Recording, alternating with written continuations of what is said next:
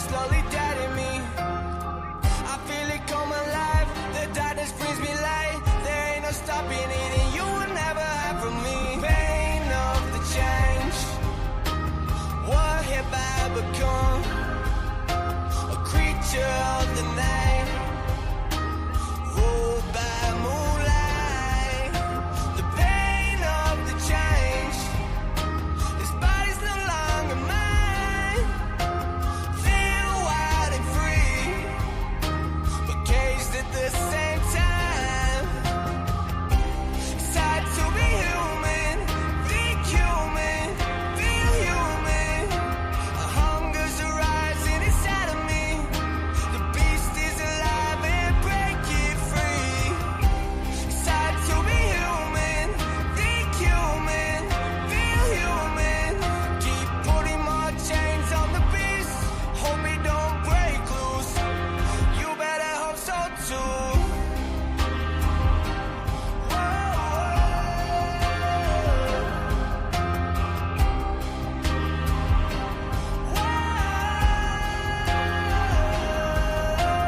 I'm still inside. I'm still here.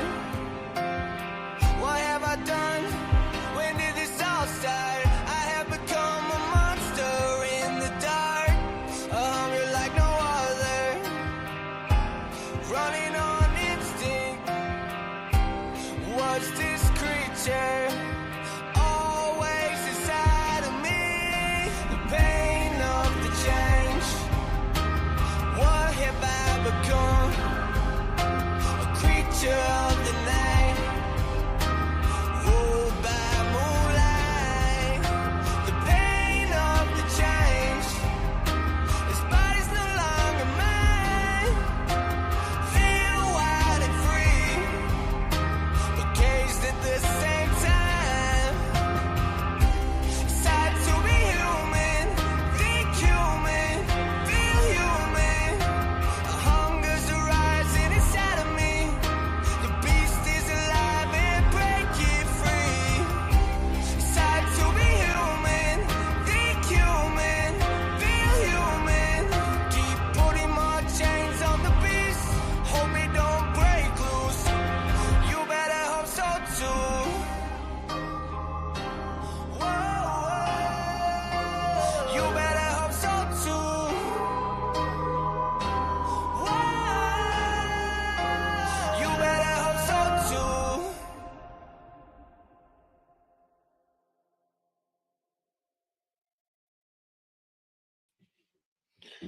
All right, folks. Welcome to Paranormal Roundtable. I'm your host, Josh Turner, and this is PRT. Join us in the real reality.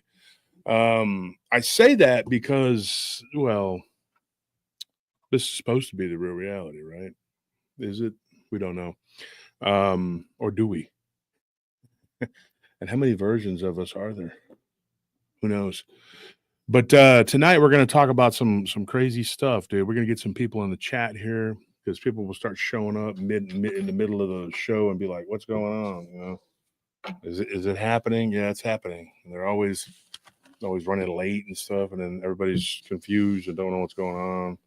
They're like, what's he talking about? Robots and reptilians and ghosts and, you know, vampires and fairies and all kinds of weird stuff. Aliens, alternate realities, werewolves, dogman, Bigfoot shows up. Well, that's what we do here at PRT, man. Besides one other thing we do, and we do a lot of it, and I hate to brag, but it's winning. It's win. That's what we do. We win. So I've decided that I want to do a rap song in honor of all of our victories. It's not just like a rap song, though. It's like, you know, it's just like, it's like an anthem. You know, we're working on like an anthem. We don't know what it's going to be like, but I want to do one of my own personal where I rap personally myself because everybody else is doing it. Why not me? Right? It's like the action figure thing that I started. I started that. Okay. And then everybody jumped on board and started doing it and getting action figures made. Now they have like this little app where it'll show you yourself as an action figure, but it's like a little fake action figure. And so, yeah. I commissioned somebody to make action figures, and then we had a deal, and then they went off the rails and just started doing action figures for anybody.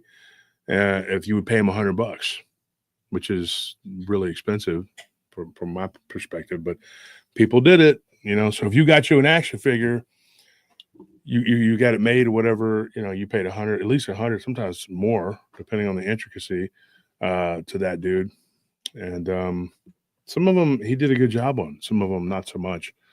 But yeah, he did it. He's okay at what he does. But I will never work with that person again, because when you have a deal with somebody and they go and they do something like that, it's just ridiculous, man. Uh,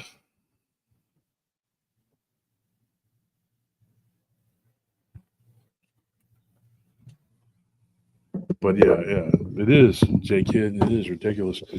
Because then everybody started getting them made and then putting them on their profiles, and I was like, "What is this?" And so I kind of found out that way. Me and my partners, that we partnered up to do this, we found out that he was doing that, and it was like, "Dude, what are you doing?" So if you have an action figure that this, you could thank me because it was my deal. But whatever, man. Nobody's gonna thank me, are they?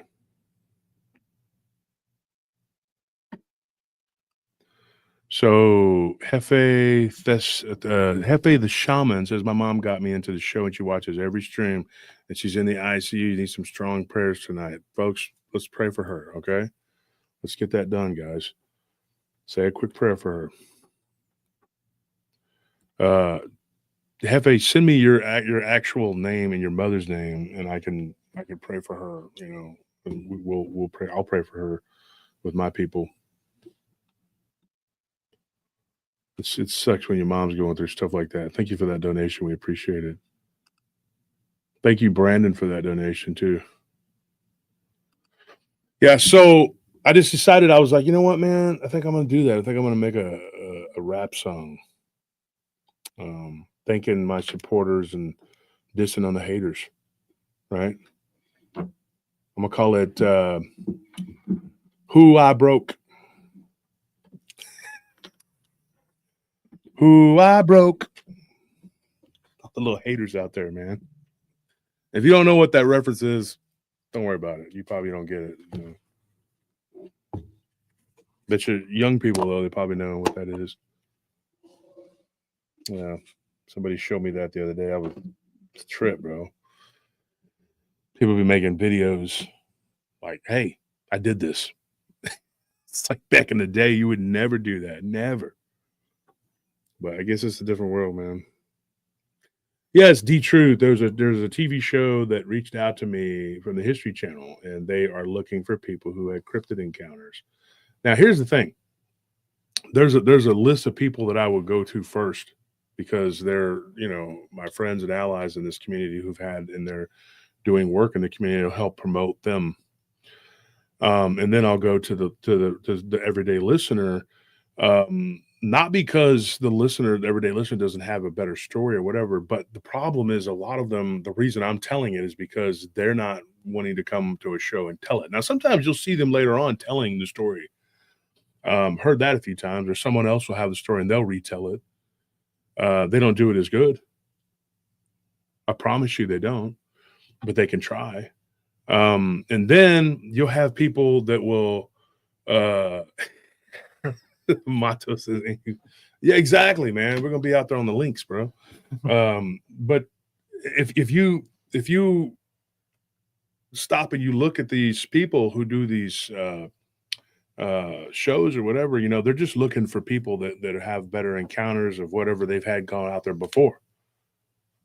And to me, there isn't one that's any better than the other. It's just how you tell it. And if that person can tell it correctly and captivate people, it's entertainment, folks. That's what they want. But if you think you're up to it and you gotta, or if I've told your story on the show, yeah, go ahead by all means. Like, hit me up, let me know, and I'll direct you to where you can go and tell your encounter. Because tentatively, I kind of said, yeah, I'll do it, whatever. They want me to do my encounter. So yeah, I was thinking about that. I was like, maybe we should just, um, if you want to reach out to me, even if I haven't told your encounter before, if you think you're able to go on camera and tell your encounter, because it starts like this. There are people who will tell you their encounter. Then there's people who will tell their encounter. Then there's less of those people who will actually tell the encounter on and be videoed. Then there's even less people who will tell their encounter and be videoed on television. The number gets smaller and smaller. It starts out like a person will tell an author to write about it. That's the quickest. I mean, because you don't got to say nothing. You could just email it and they could write it. And then when it comes to storytelling, somebody's got to trust in your ability to tell their story. But then the percentage goes way down when you say, "Hey, can you come on the show and tell it?" A lot of people are kind of like, you know, or they want to, but they're not really good at telling it, or they just don't want to. They just don't. They can tell you, but they're not good at retelling it from a bunch of people. Because you do have to realize there's tens of thousands of people that are going to be listening. And then when you go on television, you're talking like hundreds of thousands. So the percentages goes down, down, down, and then it goes down even lower. Like I said, if they have to tell it on audio, and then if it's audio video, it goes even lower. And then if it's audio video television, or like they're on a network, like where everybody sees you when they have cable or satellite or digital, whatever, the percentages keep going down of who you can get to do it. But if you think you can do it and you have an encounter to tell, and even if I haven't gotten to yours, I mean, let me know. So, especially if you've had one here in the United States, because I think they're looking for United States encounters, because I have a lot of international ones and people willing to do it from international places, but they're just like, we want, people from America. I think it's North America, they said. So Canadian friends, yeah, you can do it. So if I've told your encounter, I don't have time to go through and just message everybody one at a time. I'd be here till the end of time. It took me years to put all this together. Take me forever to go and find all these people and whatever. But and the more in depth and crazy the story, the more people are less likely to want to get on there and talk, because they're going to be ridiculed. You're going to be ridiculed. I mean, if somebody thinks you're not being honest, right? And the general, how would you say it? Like, what would you guys call it? Like, the general consensus is that it is, people don't want to believe it. Yeah. They don't want to believe it for multiple of reasons. For one, it scares the crap out of people, dude. Like, they don't want to feel afraid. So that's what happened to the story we're going to tell tonight. Our friend Mark, I guess we're friends, but he seems like a nice guy. If your name is not in green, get your name in green, because we're doing a giveaway tonight. You're not going to want to miss this one. We're going to do some giveaways. And then if you do it tonight, probably going to mail off like tomorrow or Tuesday. So you're going to want to have your name in green, so you'll get your stuff quick. So get in there and get the membership. It's only $5 for a regular membership. If you really want to support the show, then get the Paranormal Roundtable Patreon membership. And so that's that's the thing.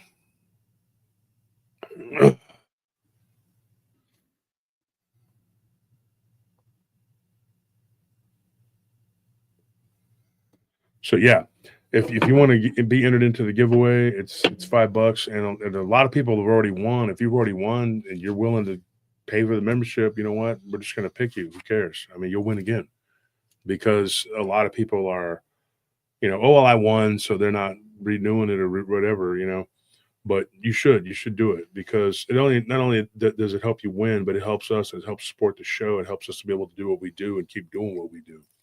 So, get your name in green.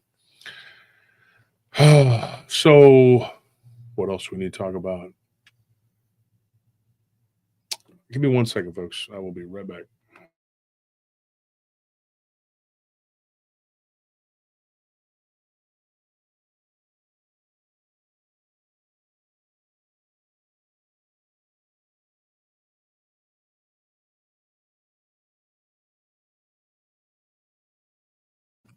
All right. So I think what we're going to do, we're going to start it off. First of all, like the title says, there's these glitches in the Matrix.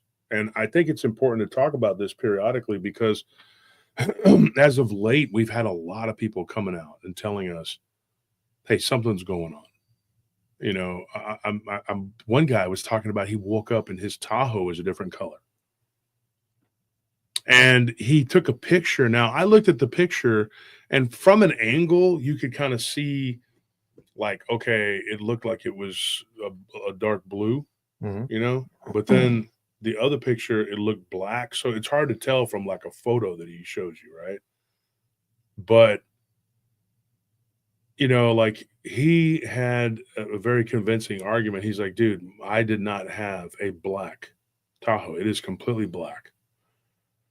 And so he had a picture, and it was a pre-dated picture, like whatever, from before. And he's like, I have a blue, it was blue. I walk outside. He goes, I'm just driving around for like 2 days. And he goes, somebody was telling me, he's like, I like that color of blue. And he goes, that's black. He's like walking through the Target parking lot, and this lady was with her husband, and they were like, yeah, we like that color. We want to get one like that dark blue, whatever. And he looks and he's like, I didn't own a blue Tahoe, right? He's like, it's black. So he does own a dark blue Tahoe, right? But a couple days later, it's black.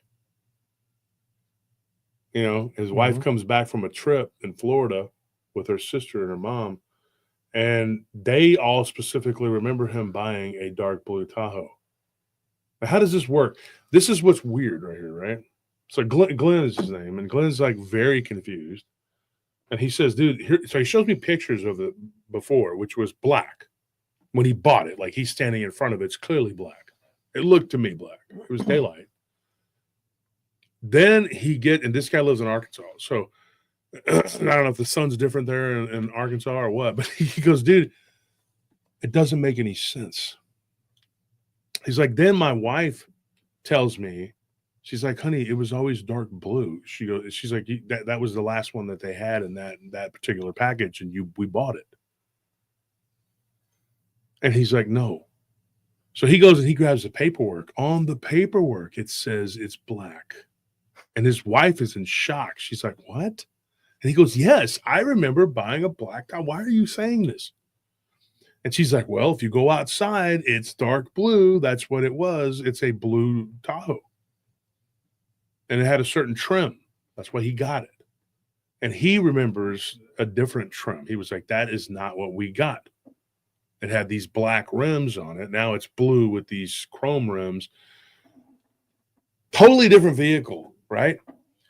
But like I tell you before, like I've told you before, like the Matrix, if this is what we're living in, if this is what we're dealing with, it's playing games with us. And the more you participate in it, the more things get jacked up. And as soon as I'm done with this, I'm going to read something to you. Then we're going to get into Mark's encounter. Right? Because last time we told Luca's encounter, right? Luca from the Polish guy who told me all about his grandfather and what happened with the werewolves in Poland from that same region. Now, just to tell you that, like, I don't know for sure if that's the same thing, if that's what started it. And I'm not saying that the commies in Russia started this. I think they just capitalized on it. I think a lot of countries were doing this and have been doing this, especially in the West. So it wasn't them that started it. In fact, they probably got the idea from the West, you know, and Germany. It's like an arms race. Then it became an arms race.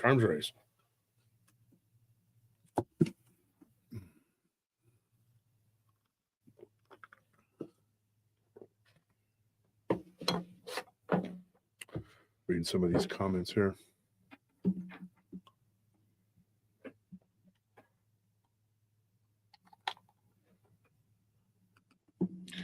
Yeah, and so this happens quite a bit now. We're starting to get more and more of these encounters that people are having, and they're saying their vehicles are changing color, they're changing shape. In fact, we had a vehicle that we all thought maybe had changed the way it looked, because I was like, this looks different, man. And there was two of them. There was an SUV and a truck. We had an SUV and a truck. And I walk outside one day, and I was with you, Tony, and I was like, does this look different to you? Mhm. And you said it did, but Anthony, you said it didn't, or you didn't really remember. And that's kind of how it goes. It's like, not everybody's on the same page. Now, this is what happened. He goes, me, my wife, my daughter, my son, my mother-in-law, we all kind of got into an argument. Now, he said it wasn't a fight, but everybody had a different take on it. And his son said, no, I remember. He goes, it was black. And he's like, remember, because he goes, Grandma, that's his mother-in-law, because Glenn's mother died years ago. But his mother-in-law said, no, that black gets a lot of dirt, whatever. Mhm. So he got this ceramic coat on there. So he said sometimes it would kind of look black, but then sometimes it would kind of look blue. But the blue isn't like a super dark blue to where it's like you can put them side by side, you can see the difference. Yeah.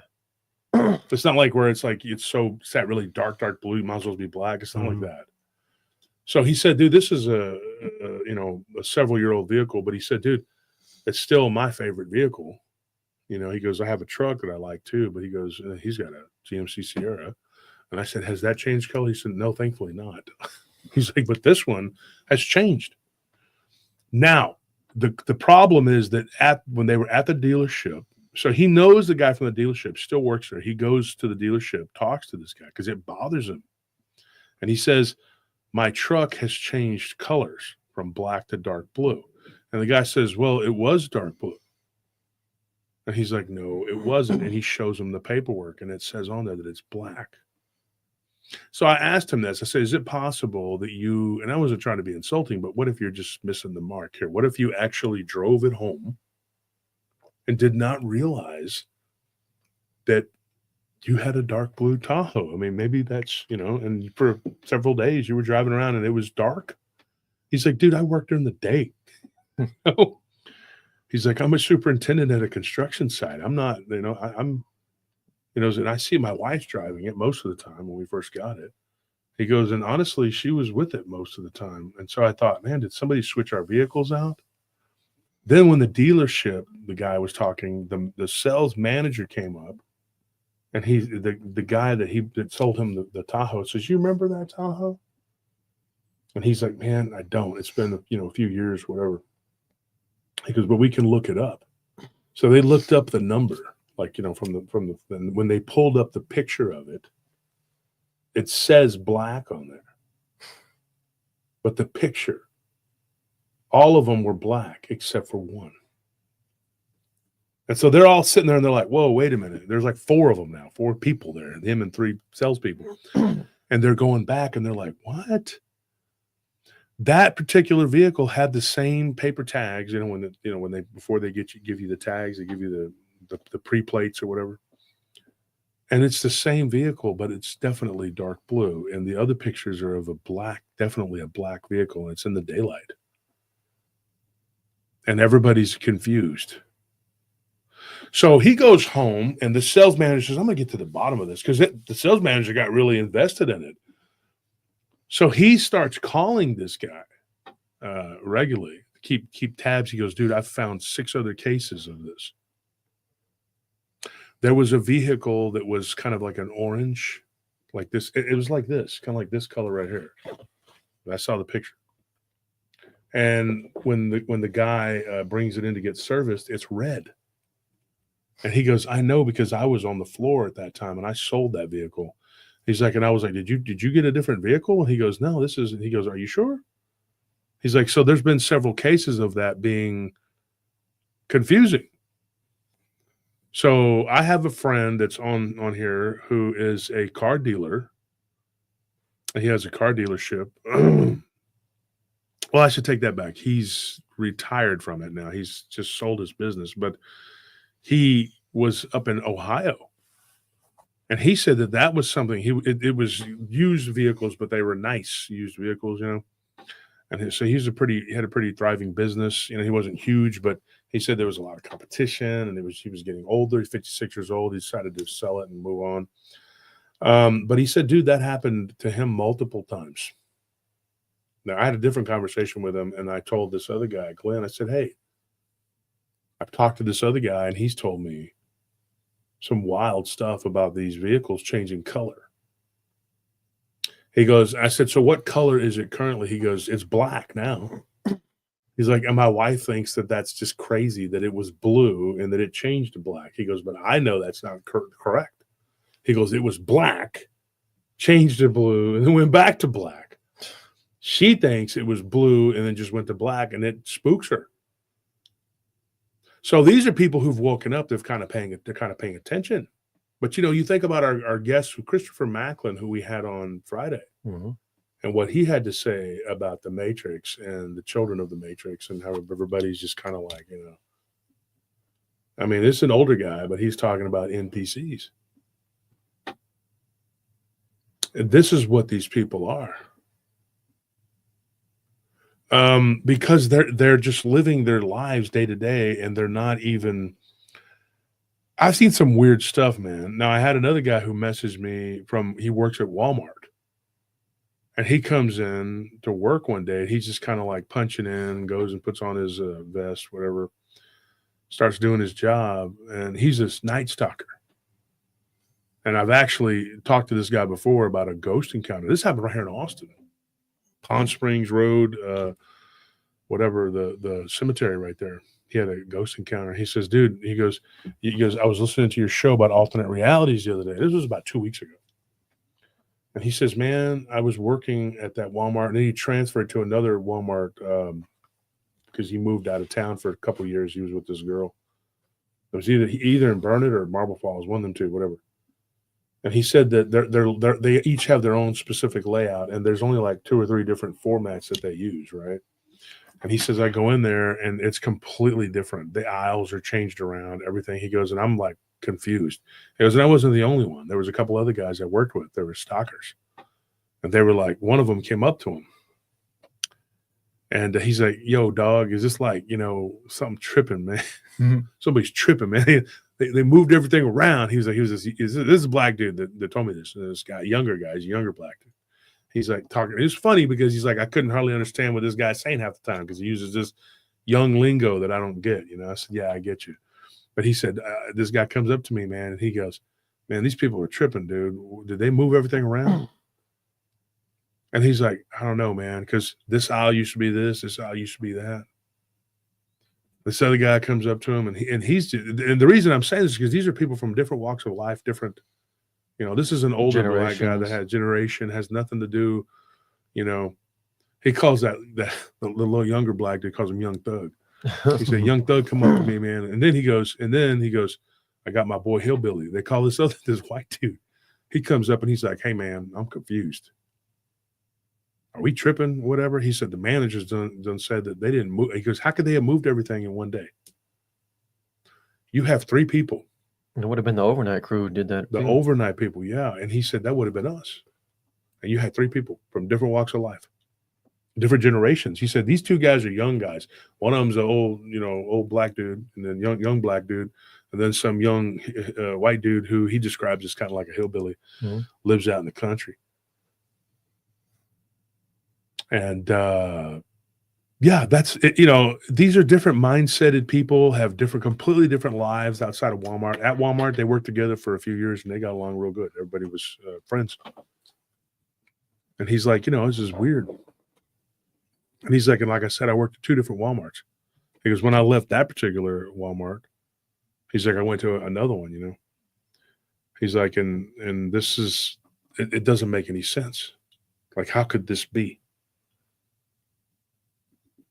And so we were talking about ghosts because he used to live over there by Palm Springs Road. And so he was talking about seeing a green orb on his way to work one time, and it just like chased him.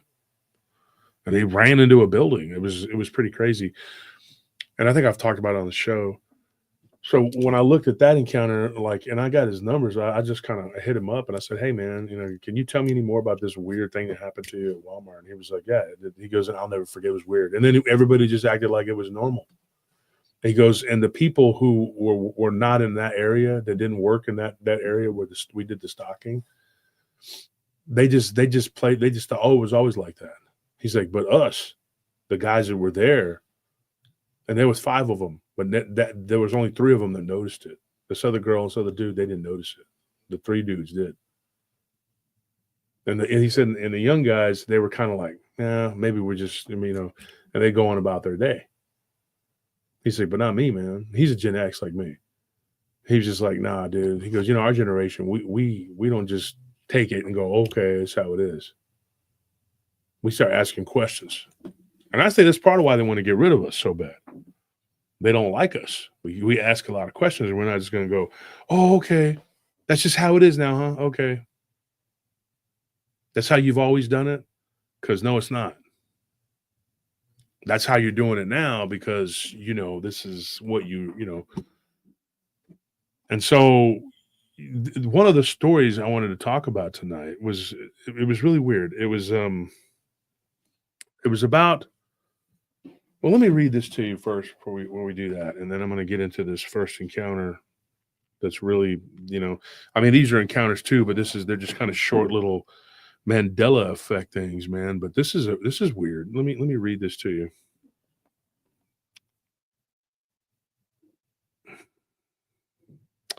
So this comes from on Facebook. It's called Informatify, right? And it says here, in recent years, some scientists and theorists have proposed that death, as we traditionally understand it, may not be the absolute end. According to concepts in quantum physics, particularly those linked to consciousness and reality, death might be more of an illusion than a final destination. So it says here, one of the most discussed theories comes from Dr. Robert Lanza, a prominent scientist known for his work in regenerative medicine and quantum biology. And his theory of biocentrism, Lanza suggests that life and consciousness are fundamental to the universe, not the other way around. That's interesting, right? So if you follow what that is, okay, so he argues that we do not die in the way we think because death cannot exist in a timeless, spaceless world as described by quantum mechanics. That's something that I've thought about, because how is there death in a place where if you're outside of time and space, it doesn't make sense, right? Quantum physics has shown that particles exist in multiple states simultaneously, a phenomenon known as superposition. Only when observed does a particle choose a state, suggesting that consciousness plays a key role in shaping reality. Extending this idea, Lanza proposes that death is merely a transition to another reality or dimension our consciousness creates or moves into. I'm going to come back to that, right? Moreover, quantum entanglement shows that particles can be connected across vast distances instantly, defying traditional notions of space and time. This leads to speculation that consciousness, too, may be entangled with the universe in ways that we do not yet fully understand. While these ideas are still theoretical and highly debated within the scientific community, they challenge the traditional materialist view that consciousness ends with the physical body. I don't believe that. Obviously. But, instead, quantum physics opens the door to the possibility that life, by extension, consciousness, may continue in ways that we are only beginning to explore. In this sense, death may not be a true end, but a transition of awareness hidden behind the limits of our current understanding. So there's that. I want to touch on one part of that, folks. This is really important.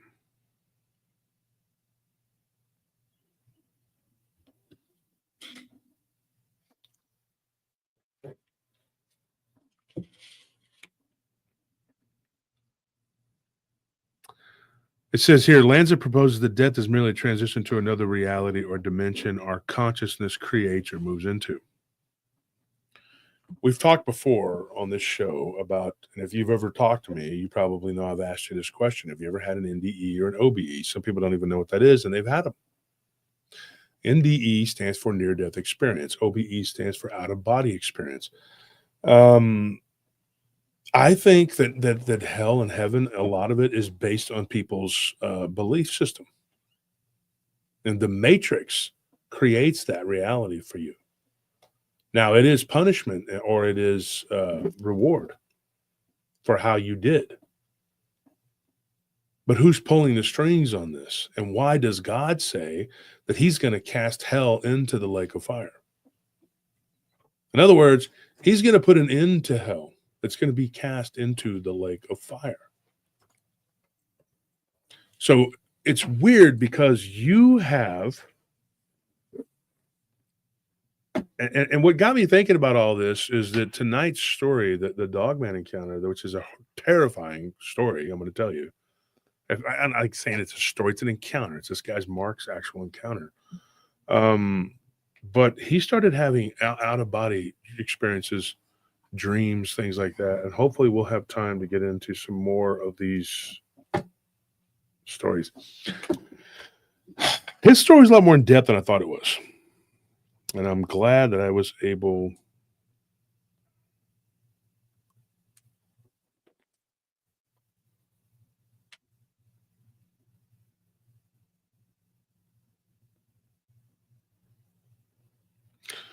so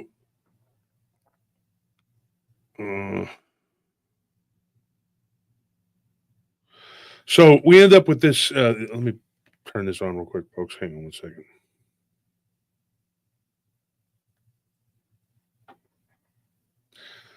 We end up with this sort of conundrum, I guess you could say. And you know, you on the one hand, you want to believe that the heaven and hell is set, and it's a finality, and you have God that is telling you, you know, this is whatever. But what if that's on a higher plane of existence? God, the Most High. That's why they always say He's the Most High, right? And I do believe in God and Christ and the Holy Spirit. But what if we're stuck on this lower plane of existence, and when you die, you go through this system's setup there instead of, you know, and the whole point of Jesus is that he's like, hey, you can only get to the Father through me. That doesn't mean you won't go to a little g God who can pass judgment and pretend that he's the boss, and he can sentence you to heaven or hell, or he can give you take you to another realm that's blissful or hell-like, depending on what you've done in his world. But Jesus tells us you will bypass all of that if you follow him, because he is the only way to God. I know some truly, truly twisted people who will say, I found God. And these people, literally, one of them was a YouTuber. I'm not even going to say his name. I named him after an animal. Let's put it that way. And he was like, yeah, I believe in God. I just don't understand Jesus. Jesus is a man. And he's totally missing the mark, and he's throwing out the person, the being, the spirit that can bring you to the Father, to the true God. Now, there's some weird things out there. Really weird things. People having OBEs where they encounter this being who's like he's sitting on a throne. I'm not even joking. You can look some of this stuff up too. There was one about the two rabbis that they met Melchizedek, and they met what's his name? My mind, dude. The Matrix attacking me here. Starts with an E. Oh my gosh. Very important figure. Became Metatron. Enoch. Jeez. Enoch. They met Enoch. And then there was this, you know, they ascended higher. They bypassed that, and they went to this higher being that was up above everybody. And this is according to what they claim that they met. I'm not saying this is the truth. People don't get it twisted. And another thing I'd like to say while everybody's here is that I don't hate or just, people have this thing where they say, I don't like homeless people. And that's going to play into tonight's story. And I don't. There are homeless people out there, folks, that are absolutely suffering. But the main problem people that are making them suffer are their fellow homeless people. There is a certain species, I should say, of homeless people here in Austin in particular that are highly aggressive. And I would put them as bad as any gang in Chicago or wherever the hell city you want to point at. Like the Gauls. These people are out of freaking control. And they're worse than a gang because gangs, they usually have a place where they live and hang out. Mm-hmm. And you An know, objective. yeah, you know that's where they're at. They're there because they're selling drugs. And a lot of times they'll leave you alone if you're not, unless you're in their territory or you're a rival gang that's trying to take their turf. And the reason turf is important, people think they're just fighting over fake real estate. No, you fight other gangs because you're selling a product. And they're rivals, and they're cutting into your money. A lot of these shitheads on YouTube act like they're gangbangers, they're gang members, because you're producing your product, they're producing theirs, and yours is better, and everybody's listening. So then they start beef with you. This is my territory. Mothman's my game. Dogman. I do Dogman. You don't do Dogman. You just do man. You do something else. And then you get into a war with them. You want a war? You want a what? And then it happens, right? Well, then what happens? Yeah. Who I broke. Then it becomes who I broke. Yeah, I don't want to name names, but I will. But that's what happens, and then you end up in these. You have these beefs with people. But if you're not dealing or buying or selling of the product, you might catch a stray bullet if you're in a bad place. If you go over here to Gilwood in Austin and you start whistling and trying to do stuff, you might catch one. It's a bad place. They found bodies back there, all kinds of stuff. People you drive through that, you can hear them shooting. I'm not even joking. It's like pow, pow, pow. And people are like, Austin's soft. Austin just has that. Let me take you to some places in Austin, drop you off. And then I'll come get you in an hour. And let me tell you, you think this is a soft city. But the worst are these homeless gangs. And when I say that, you don't understand because you don't live here. They have gangs. And the street gang, the regular gangs and the gangsters, they don't want to deal with those people, man. There's nothing to be gained by dealing with them. They live Austin, Houston, both those cities in San Antonio, not so much Dallas. Dallas has some, but it's more prairie. These three cities are built into forests. Mm-hmm. You could be walking in San Antonio and it is like a forest. You think I'm playing? I'm not playing with you. I'm being serious. You walk through Austin, you'll be jogging where people literally push their baby strollers. I saw 20 wild hogs, black, come out of the woods. Big old hogs just come out. Now they put a big old fence around that woods. Yeah, I noticed that. I said, well, why'd you do that? I thought Austin was so safe. One girl at one of our complexes that we do, she was SA'd. These homeless people broke into her house and they were tearing up. They were living up in her house. She was gone for like a month. She came back from Boston. And my patrol captain had to deal with it. And and it never made the news. They don't ever make the news, man. There's serial killers walking around. One serial killer got caught on 35. Do you realize he's credited with killing 12 people? He's a Mexican national. Not one peep on the news other than this guy was caught on a serial killer, blah, blah, blah. Not one peep about him being illegal, a Mexican national who killed 12 people. People are dying, getting drowned in the lake. How many people they've done killed already? Like, I don't know, at least over a dozen. Mm-hmm. And they're like, They're all accidentally getting drunk. And then they fumble themselves around and then they walk down to the lake, which ain't right there by 6th Street. So I don't know how they're going all the way that far out to the lake. And then they fall in and they drown. And some of them manage to tie themselves up and drown. That's an amazing trick. I was watching that show with you, Anthony and Nelly. We tried to anyway, about Hannibal or whatever it was. That silly show. Mm-hmm. And then the guy manages to hang himself up and give himself a reverse, whatever, Yeah, he suspends himself from like all these ropes in a barn. Yeah. And there's a blood eagle. Gives himself a blood eagle. At that point, I was like, I said, man, how do So you stupid. this? Now we're dealing with like the Clinton type stuff. People just capping themselves 2 times in the back of the head. I could believe once if you just you did it right, but I mean maybe, but twice. The subject seemed to have stabbed himself 12 times. He repeatedly stabbed himself about the face, breast, chest, neck, and head area, and the groin. Guy legs. cut his own head off. It was unbelievable. Apparently, he cut his own head off and threw it into the water.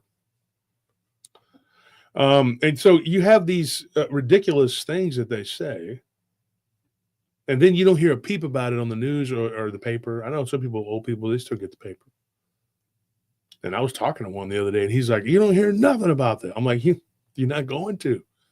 This is a communist city, boy. I'm telling you what it is. Like, oh, there's no murder in paradise. This is paradise, bro. Portland, Seattle, Austin, San Francisco. Oh, bad things don't happen there. You know that we don't have no bad things happen up here. You know that, right? There's no New crime. York City has no crime. You know that? Any place where they infest with their garbage, there's nothing bad happening. You're imagining things. But it is happening. And it does happen. And people get mad when you talk about it. They're like, They put their fingers in their ears and they don't want to hear it. Why do you say these bad things? I want to believe a narrative. That's all. The problems are all because of, I want to keep my mental disassociative bullcrap going. And you're spiritually sick too, because those people, they don't have any spirituality. They don't believe anything about God or Christ. They're against it. Have you noticed that? Mm-hmm. God wants you to live. Let's kill it. Let's kill it. God says, don't do these bad things. I'm going to go do it. They run to it. They flock to it. Let's have a festival, a carnival about evil. Celebrate it. It's good versus evil, man. And some people are tricked. They're confused. They don't know any better. They better wake up. You better start knowing better because you're held accountable. You're an adult. It's time to be an adult. And some of these goofy people are like in their 50s and they're still acting stupid like that. Shame on you for being that stupid. It looks like it should be something you grow out of. Yeah. But it's not. These homeless people, though, I'm telling you, there are homeless people that are good people and they suffer. I see them, some of them sleeping in their cars in these different parking lots. And let me tell you something. These people that are running me down, talking bad about me, saying that I'm talking bad about homeless people, I'm going to clarify. There are different classes, types of homeless people. There are homeless people who are just trying to make it. I feel bad for them too. And dude, we here, all three of us, including Nelly, Scorpion D, all of us have given food to these people. We've given them clothes. We've helped them. They're people that we've helped who actually have gotten on their feet and gotten their shit together. But then there's some. They don't want to get their shit together. They're into robbing. They're into killing. And they're into SA. If you don't know what that is, that stands for assault. And that's what they do. And they're these thugs. They're like gangs, dude. And they'll go come up out of the woods, do something to you, and then fade back into the woods. The gangs here, the real gangs, don't even want to mess with these people. We were talking to this one gangbanger. He was talking about, dude, I just shoot them. I'd shoot at them. They shoot at us. And these gangbangers, they're shooting into the woods. They don't even know what they're shooting at. They just know the people are shooting at them, taking shots at them. Mm-hmm. Right behind one of the complexes we did, they lit it on fire. So in retaliation, the people from that complex, which is mostly government housing, low income Black and Hispanic people, some of them went into those woods because the police wouldn't do anything about it. And you know what they did? They lit it on fire. Because they were tired of these people shooting. They shot at our guards too. The gangbangers there did nothing to our guards. They're all pretty cool. I mean, they were pretty cool. I mean, I don't trust them. I worked over there, so I know them. But we knew who they were, but they were just slinging their yay and doing what they were doing. And they had beef with some other people. And some stuff popped off a couple times, but it was between them, not between us. But they weren't the ones that shot at us.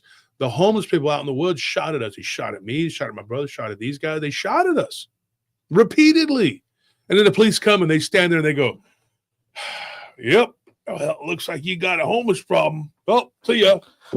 Why You can I file a report oughta online. do nothing about it. Yep. Captain Obvious out.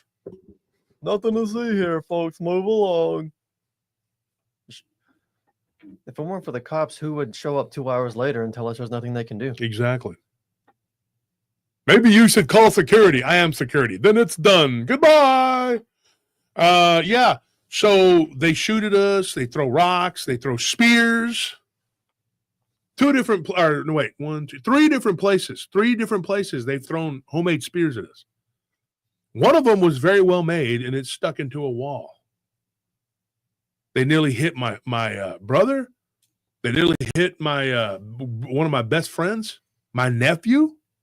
They threw spears at these people. My residents. They came out on July 4th. They threw everybody out of the pool in a big old gang. They were a gang. It should be classified as a gang. They claim a certain turf. And that turf they claim, it's not about drug dealing. They claim that turf because that's where they live. And they choose to be this way. So don't come at me and tell me that these people are homeless people down in the luck until you've come to Austin and you go downtown. And I dare you to take your ass up into them woods, because me and my guys walked up into the woods and they started screaming from all directions. And you know what I did? I backed out. I didn't turn around. I didn't turn my back. I just said, let's back away. And we backed away several steps. I was like the longest walk ever going backwards, because I don't know if they were going to shoot us, if they were going to throw stuff at us. And that little bitty ass woman that was like sitting there laughing. She looked like the woman from the Stanley Hotel. What's it called? The Shining? Yeah. What do you think about that, Matt Dillon? Yeah. I got the 5-0 locked down, all these people. Blah, blah. Like, good God, dude, this person's acting like she's a thug. Queen Vaughn. Queen Boudica. If it was a video game and like you're looking at them as factions, there's homeless people who are more like just like bandits. And then there's these people, which are like the cannibals, which is just, that's what they are. They're just feral people living out in the woods. Homeless people are more like unlucky. Yeah. They're like Gauls or the Picts. Yeah. The Celts. And they attack the decent homeless people. Yeah. Those ones that park in the parking lots, they've told us that they park their vehicles a certain way. You know what they're worried about? They're not worried about getting jacked by each other or people like us. They're worried about the ones from the woods. And they even call them that. Some of these homeless people, they call those people, they just call them the woods. So there's the woods where they live, but then the woods, which is the people. And the cops can't do nothing about them. Neither can the gangs. Everybody can't stand them. They're a scourge, dude. They're a scourge, I'm telling you. And you don't tell me about it unless you've been here. I run a security business. This is ridiculous. You can't park your car. You come to Austin, do yourself a favor. Don't park your car too far from the destination. Don't park. People like to say, well, I like to walk. Good for you. Go get on a treadmill. Look, don't go park your car and then go walk up into the wing place or the Mexican restaurant. Don't do that. Don't park at the end of a Target. Target likes to build where there's woods around. They do. Yeah. They do, man. And they're like, oh, it's nice. It's like there's trees and stuff. And the trees is where they hang out. I had a Native American guy talk to recently. Really cool guy. He was talking about the gugwees dropping out of trees on the people. I said, oh, kind of like the homeless in Austin. He died laughing. He goes, let me tell you. He goes, me and my wife went there for a baseball game. Because his son used to play baseball for college. He's like, we went there to Dishwalk. He goes, dude, we get out, the homeless people just thick walking around there. I said, dude, yeah. Only a few years ago. So what happened with this guy in San Antonio? San Antonio got a bunch of them too. They're just like, it's just like Austin. San Antonio is just full of homeless people. San Antonio's a little harder on them though. They hide more, but there's more space for them to hide. It's so big. San Antonio's so spread out. And there's so many people. It's the third largest city in Texas right now. And it's about to be bigger than Dallas. They're about 3 or 4 years away from being the second largest city in Austin, in Texas. So what happens? This guy, Mark, he messages me and he tells me I got a story to tell you. I got in touch with him. It's a good thing that I actually went and I talked to him a couple days ago because there was a lot more involved. It starts, I'm going to do this. I'm going to do the Tarantino thing. I'm going to start in the middle. Mhm. Then I'm going to go back to the beginning, and then we're going to go to the end. How about that? So everybody come with me.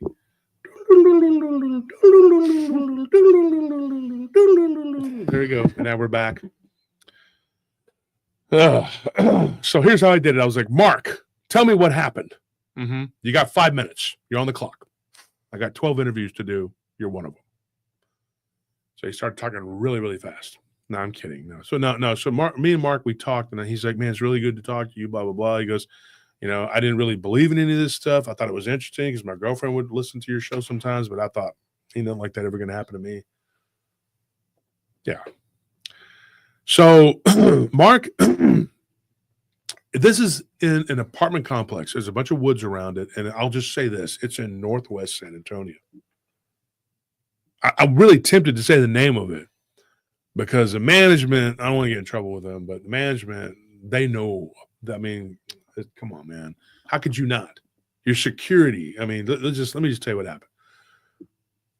Mark goes in there to work out. He's like, it's 3 a.m. I can't sleep. He goes, I was on a night schedule. I worked at a warehouse for a long time. He goes, and then I end up in between jobs. He goes, and it was by choice. I wasn't fired to let go. He goes, I stopped the other job and started going into training for the new job. But the cool thing was they were going to pay us. This other company was going to pay us to go in and train. So you have to train for 2 weeks, but you only do 4-hour days. And then the second week you're doing 8-hour days. And then when you get started, you do 12 hours, right? He goes, but the cool thing was they give you 4-hour days and you get paid like it's 8 hours. You're getting paid for 8 hours every time. And he goes, and most of the time they were letting us out. You could come in as late as noon. He goes, you could go in at 8 and, they would keep you till about noon or 1 to let you go. Or you could go in at like noon and they keep you till like 4 or 6 to let you go, but they pay you for 8 hours. Mm-hmm.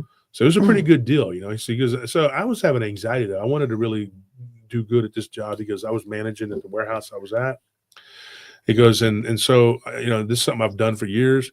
And he's like, I like to work out. So this, a lot of times I'm really tired. I can only work out on the weekends. And he goes, but this was pretty cool, this training. So he's like, I was still kind of on that night schedule. So it's kind of hard. So he goes, it was cool getting to go in at like 11, 12, and do the training and then bounce and get paid. When it was, like you said, 2 weeks.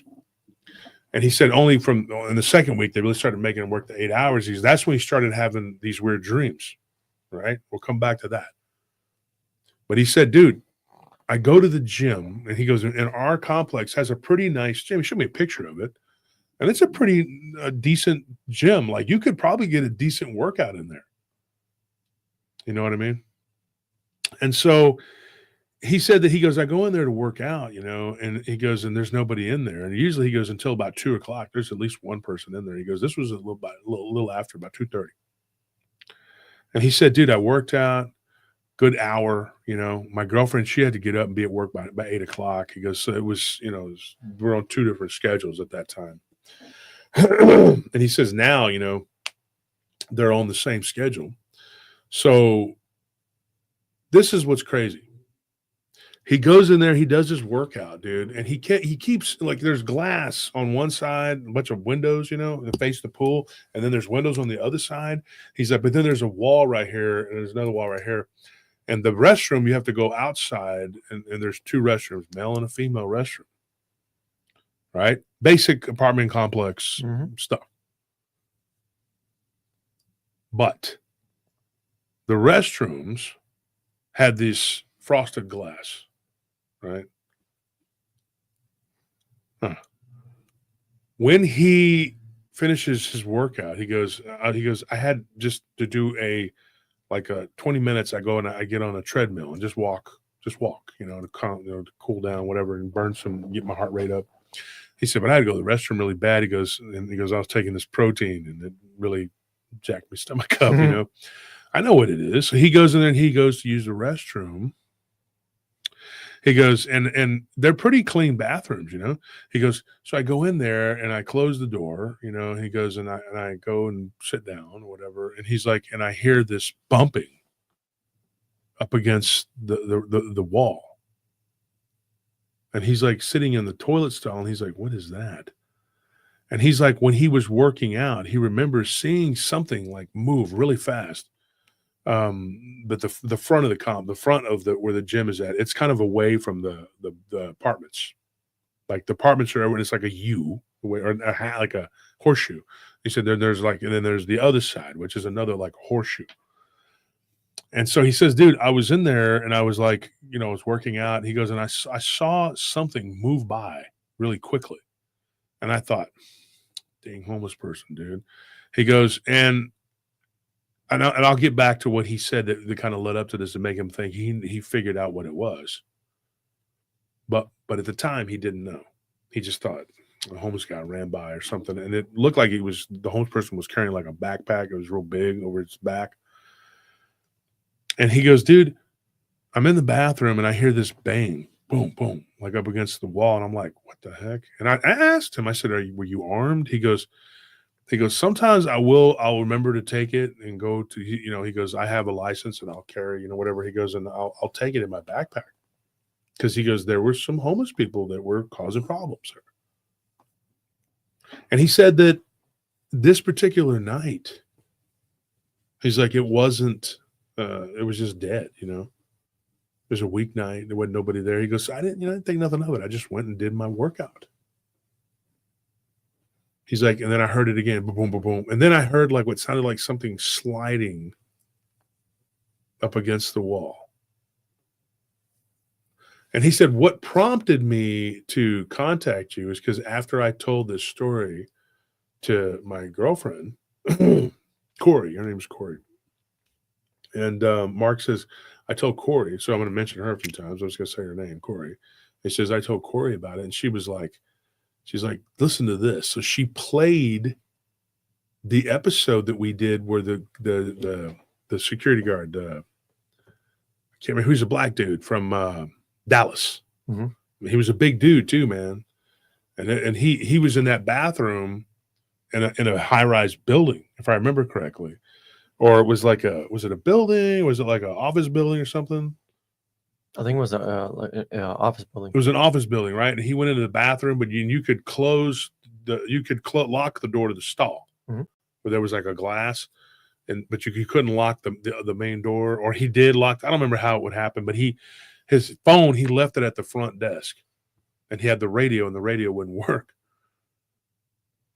Or something like that. I can't remember. You have to go back and listen to that episode. I don't remember the whole story, you know.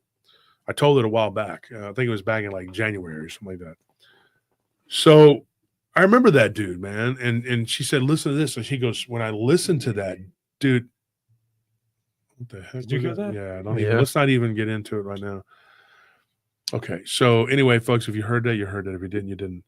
So he says, dude, I'm sitting there. He goes, and he goes, I feel like I have PTSD because, dude, I had to listen to it in 3 different parts, and I had to listen to it during the day when I was on my way to the training and on my way back. So he's like, dude, I'm having like these dreams and all this other stuff that happened because of this. But let me tell you what happened. He's like, I'm sitting there and then I hear like the door, like somebody hit the door, but they didn't open the door. He's like, and I get out of the stall. He's like, and I'm standing there. He goes, and all the hair is standing up on my body. He's like, I'm not a very hairy guy. He goes, but what hair I did have on my body, my chest, whatever, everything was tingling. It was all over me. He's like, I felt something like his mother's Mexican, his dad's white. So he learned like superstitions and all this stuff. And he's like, dude, I felt like there was something evil on the other side of that door. He's like, so I walk toward the door and I'm about to open it. And he goes, in my arm, I just literally just realized I was standing there. And so I just backed away from the door. He goes, and I thought, I'm just freaking myself out, man. Maybe there's just a dog or something, someone, who knows.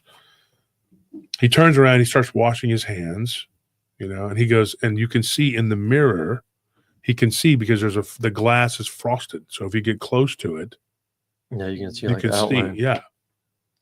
So he's there washing his hands, and he sees something come up to the glass and then move to would be his right. And he's like, he turns around and he's like, what the heck was that?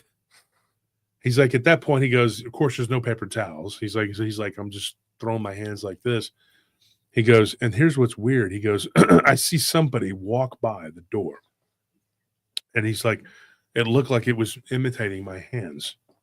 But this couldn't have been a person because it was way too tall. And I was like, oh, what the F is that? And that's literally what he said when he was telling me this. He said, and when I said that, he goes, I hear a growl. Even talking about right now, like my legs, my arms are getting like this chill because when he was telling me this dude, his voice, and I'm not putting you on the spot, Mark, or whatever. I mean, these people don't know you, so, but you were talking about how scared you were and how when you heard the growl, like he goes, my butt puckered up. Like he said that. He goes, I was tense. Men, we have this thing where you're, it's going to sound kind of lewd or whatever, but your manhood, your testicles kind of go up. You know? He said he felt that. Yeah. He said he felt that. He had been doing squats and his legs were kind of jelly, And he said, and I had a weightlifting belt with me and I dropped it. And then when that noise happened, he goes, he heard it. And he was like, oh my gosh, what the F is that? So he's sitting there. He goes, he grabs his cell phone and he starts to try to dial 911. He goes, the damn place, the signal sucks right there. And he's like, and then I thought, what am I going to tell him? That I'm in a bathroom and I'm scared to come out of it? Like why? What am I calling the police for? What am I doing? He said, so I needed to have some kind of confirmation that I needed to call the police. He goes, and I felt it in my heart that I needed help. He's like, and so I know that Corey's asleep. He goes, but we have a roommate and she stays up late. So he's like, so I started texting her. And he was like, and she didn't respond. He goes, shoot, the one time this girl she's asleep. He goes, but sometimes her boyfriend is over there. So he texted him. His name is Hunter. And he's like, Hunter doesn't answer. But he's like, oh man, maybe he's not at the apartment. Maybe he's at his place, whatever. So he doesn't want to talk. Like he's terrified to like speak, because whatever's out there, he's afraid that it's going to hear him speak. And it heard the weight belt because right after that, he goes, after that grunt, it turned around. And I say it because it turned around and it went right up to the door. And he goes, and I had just gone right up to the door and I locked it. He goes, and right as I locked it, I backed away. And the door handle, the doorknob moved. And he's like, he doesn't see anything. He just sees the shape of a black arm. And he's like, and I know this isn't a person because when it walked by the first time, the top of the head was too high up. I couldn't see the top of the head. And he goes, and I could have swore I saw a snout. And so he's like, I'm sitting there in this bathroom. The signal's kind of intermittent. And I thought, you know what? I could just call the police and report a prowler.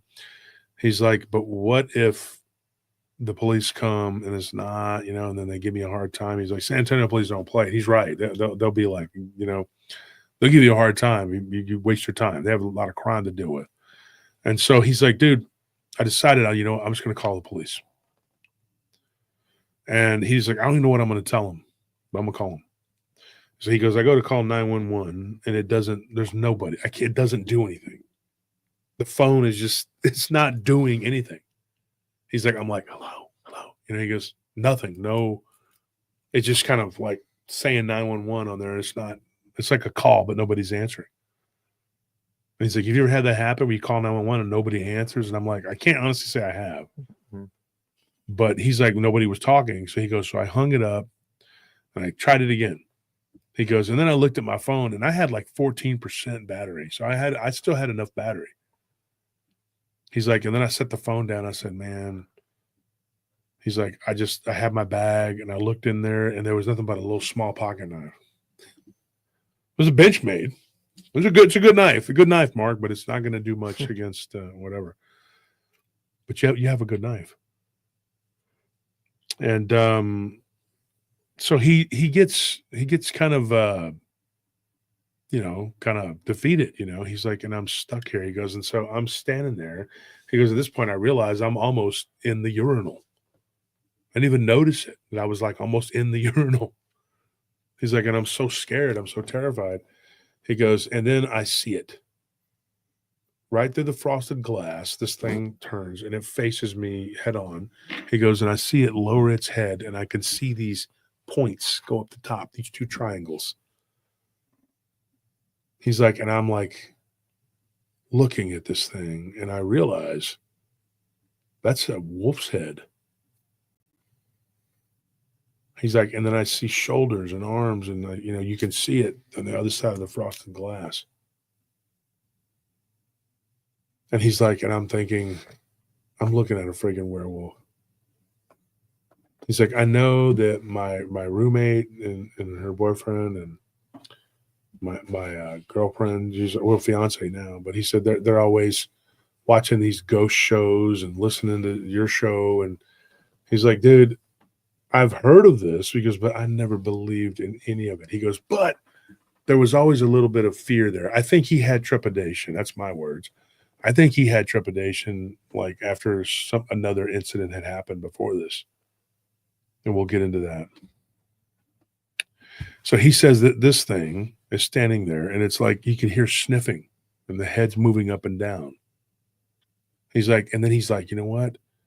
I'm going to take a picture so I can get, like at least get a picture of the outline of this thing, right? And he goes to grab his phone. His phone falls because he's not looking at his phone. He can't take his eyes off this creature.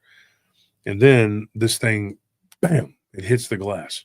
I think it was just testing it. He's like, it's pretty thick glass. And he's like, but he sees like a pawed like hand. And he goes, and when it hit it, you could see it, the hand, when it touched the glass, you could see it pretty clearly. And he was just like, oh my gosh. And he described what that hand looked like. And he's not an avid listener. So this guy doesn't listen to these different shows all the time about Dogman. And he described how they look, for somebody who's not really into it. And he goes, I squat down, I grab my phone, I lift it back up. He's like, and I'm thinking, why can this not be a weekend where there's more people, nobody coming out here to go work out. Nobody, come on. He's like, and then I look at my phone and it's dark. It's completely dark. And I'm messing with it, trying to get it to come on. He goes, it was dead. And he goes, and I don't know if it happened because I dropped it or what. He goes, it was weird, but it was 14%, He's like, it's an iPhone. I don't know why. I said, well, that's your first mistake right there. Of course. But no, I mean, on the serious side, though, like it went dead. He goes 14%. It just went dead like that. And I told him, I said, sometimes people are in close SOG. Our father's child says SOG karambit all day. Yeah, brother, I got one. That look up the SOG, the SOG. There's another one called Off Grid knives, really good. I like those too. CRKT, that's another good brand. I mean, we could talk knives all day. I can tell you about the knife brands, gun brands, and whatever. Big fans of those. Yeah. But this is what happens to the guy. So he's like, dude, I sat there forever after this thing had kind of moved on.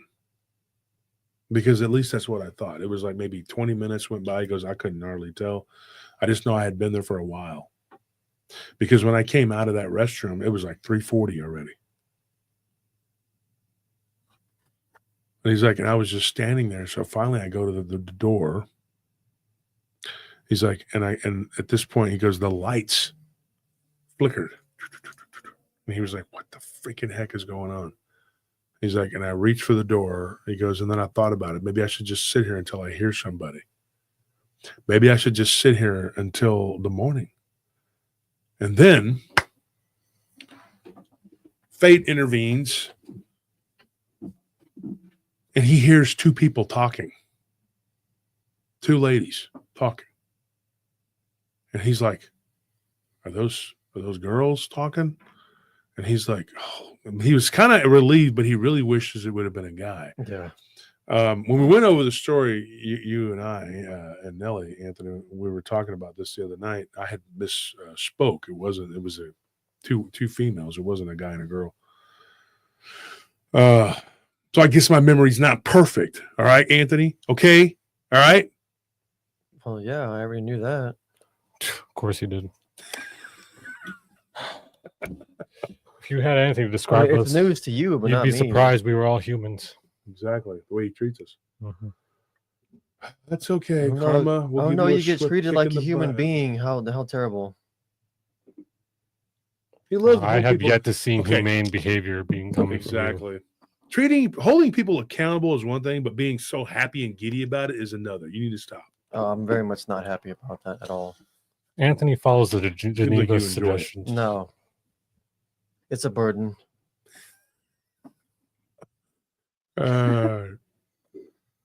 Tony, I give you permission to smack this man. Now, the consequences of that smack are not on me. It's on you. But whatever happens. I mean, it's okay. It's not going to hurt. Tony's getting ready. Tony's like, he said I could. Dude. He said I could. It's like getting hit with a ramen noodle or A something. wet noodle? Yeah.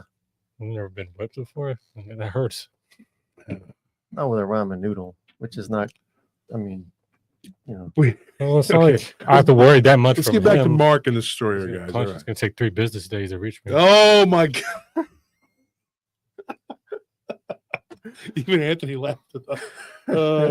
Okay. All right, guys. So we're not, Mark, we're not laughing at you. We're just trying to break them, because this is pretty intense.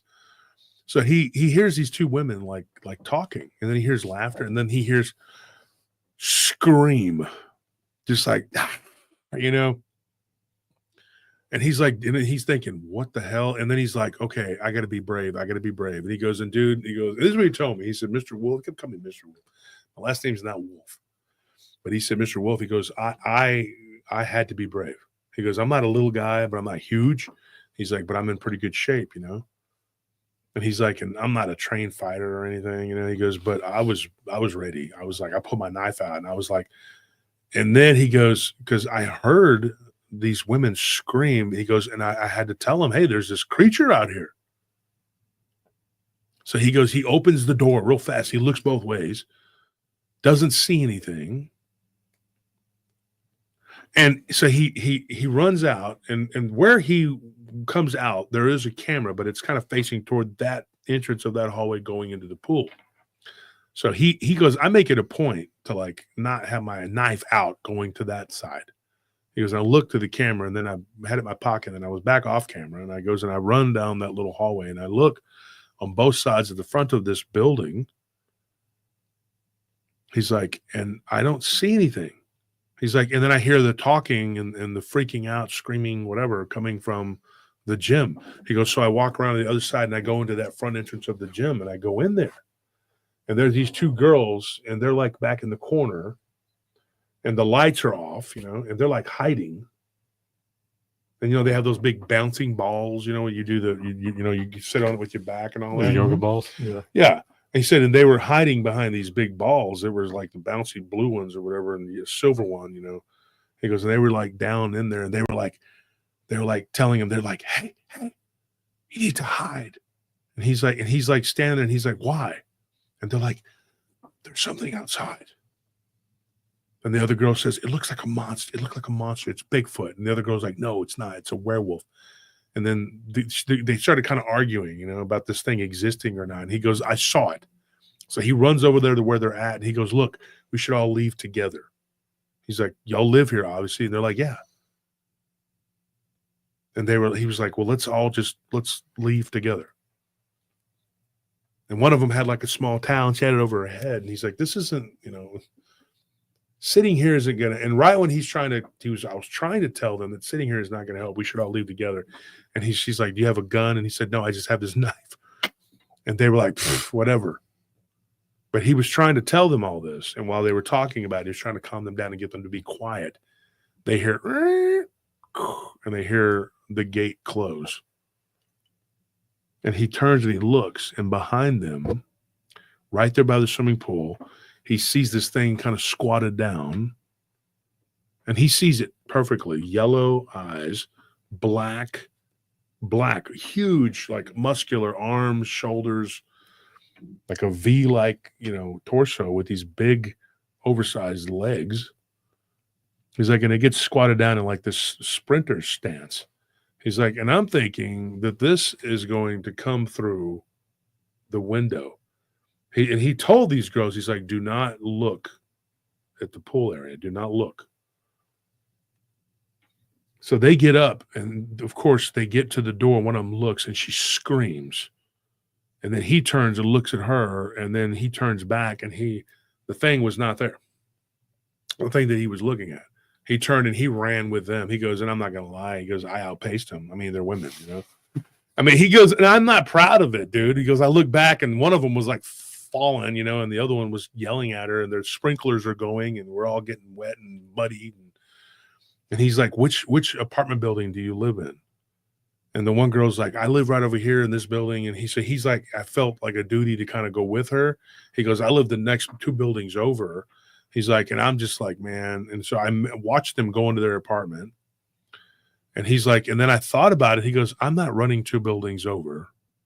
So he goes, I'm coming with you. So he runs up the stairs, and they open the door, and the one girl just grabs him and pulls him in, and they're all standing there.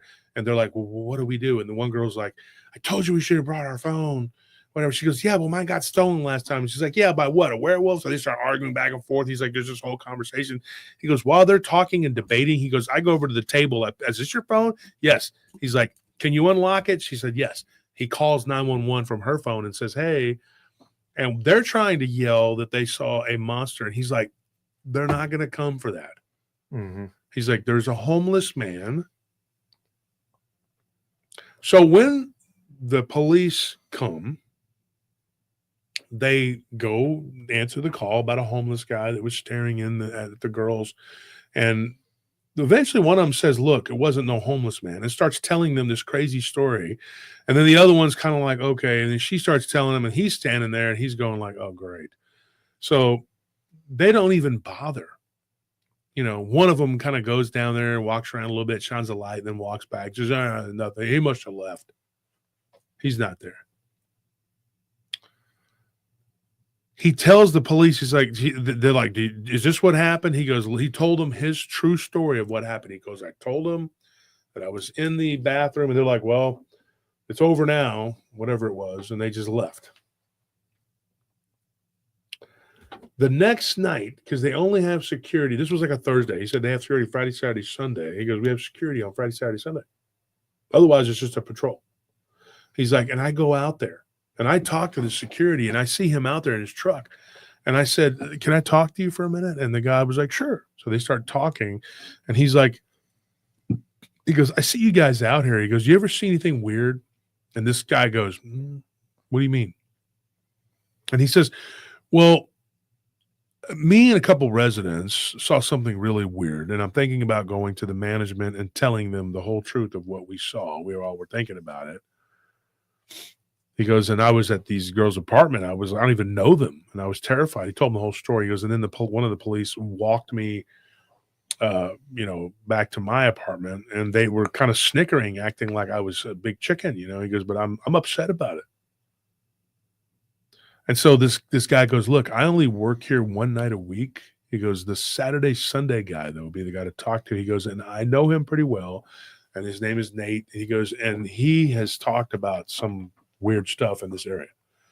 He goes, because during the week, he goes, Monday through Friday, I work. He goes, but 4 nights, I work at the complex down the road. He's like, and there's another guy that works there on the weekend, and during the week on Monday and Tuesday, he claims that he's seen some weird stuff too. So I'll talk to them. And this kid was very nice and helpful. So him and Hunter, that's his girlfriend's roommate. That's her boyfriend. Hunter tells him, he goes, I was driving in the other night, and there was a homeless guy taking sounds goofy. Taking a deuce in the bushes. When he stands up, he's like, my girlfriend screams. Like she hears, like she had, like there was something, and she freaks out. And she's like, "Ooh, that guy's wearing a mask." And we drove by real quick, and the guy had squatted back down. And he's like, "Dang, there's a homeless dude, and they're taking a crap in the bushes right there by the entrance." And so, and there's a gate, they have to code, you have to stop, and the guy's right there.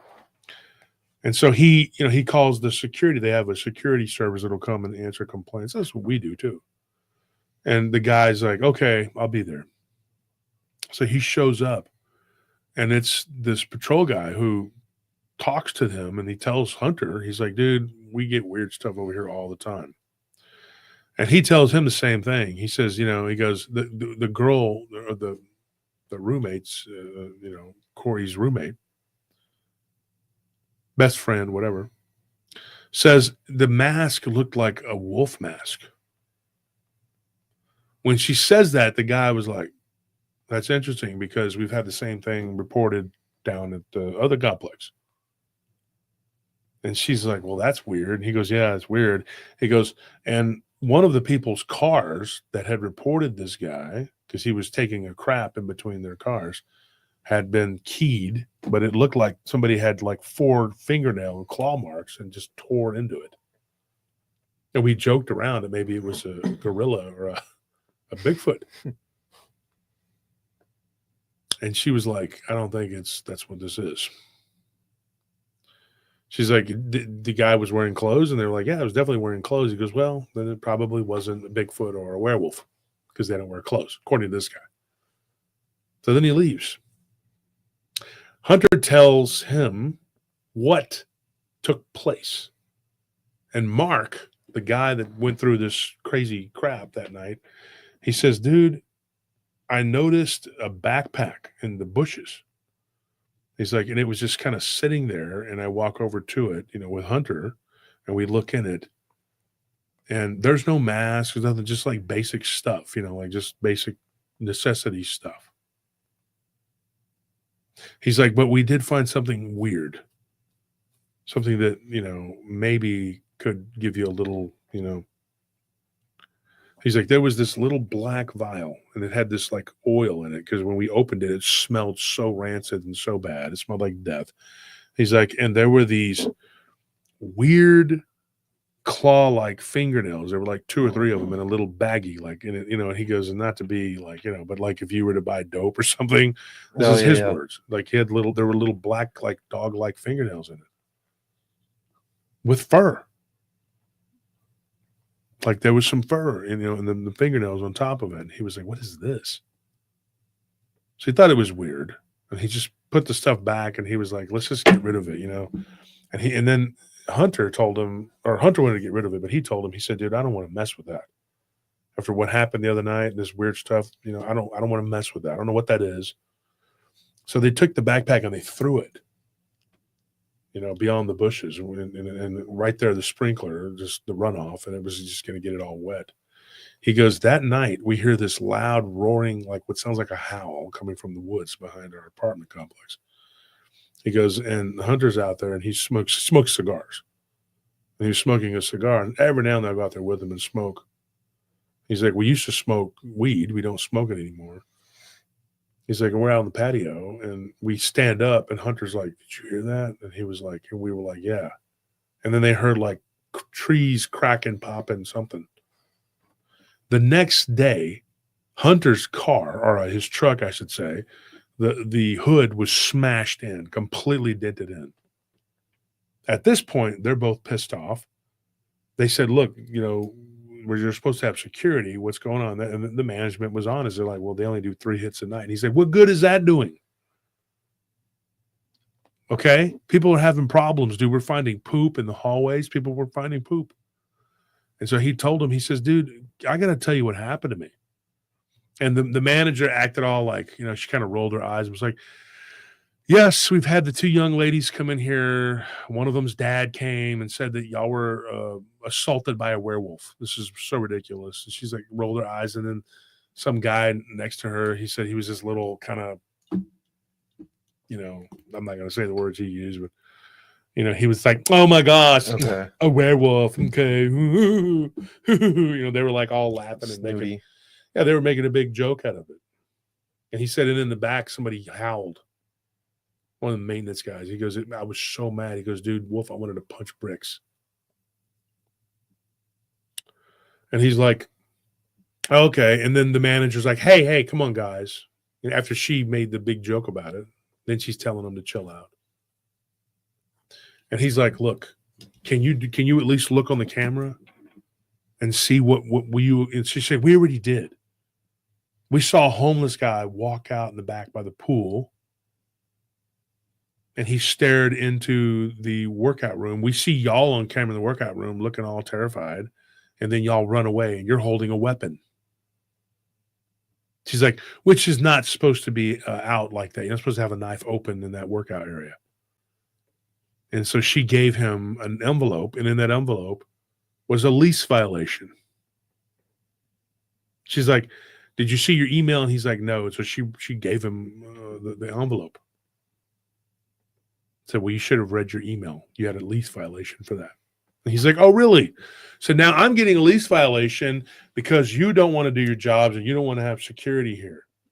So that weekend, he talks to Nate, the security guard, who's there on Saturday and Sunday. Him and Hunter, they go up to this guy and they're like, "Hey, can we talk to you?" He said, "Nate's pretty cool, man. He's a kind of a heavy set dude. He gets out, you know, and he's a big old dude, man. Big country dude. His real name's Nathan, but he goes by Nate, you know." And he said, what can I tell you?" And they said, "Well, we think that there's something weird going on out here." And he goes, "Oh, yeah, there's some weird stuff here, bro, for real." And then they're like, "Thank goodness, somebody that might be willing to listen."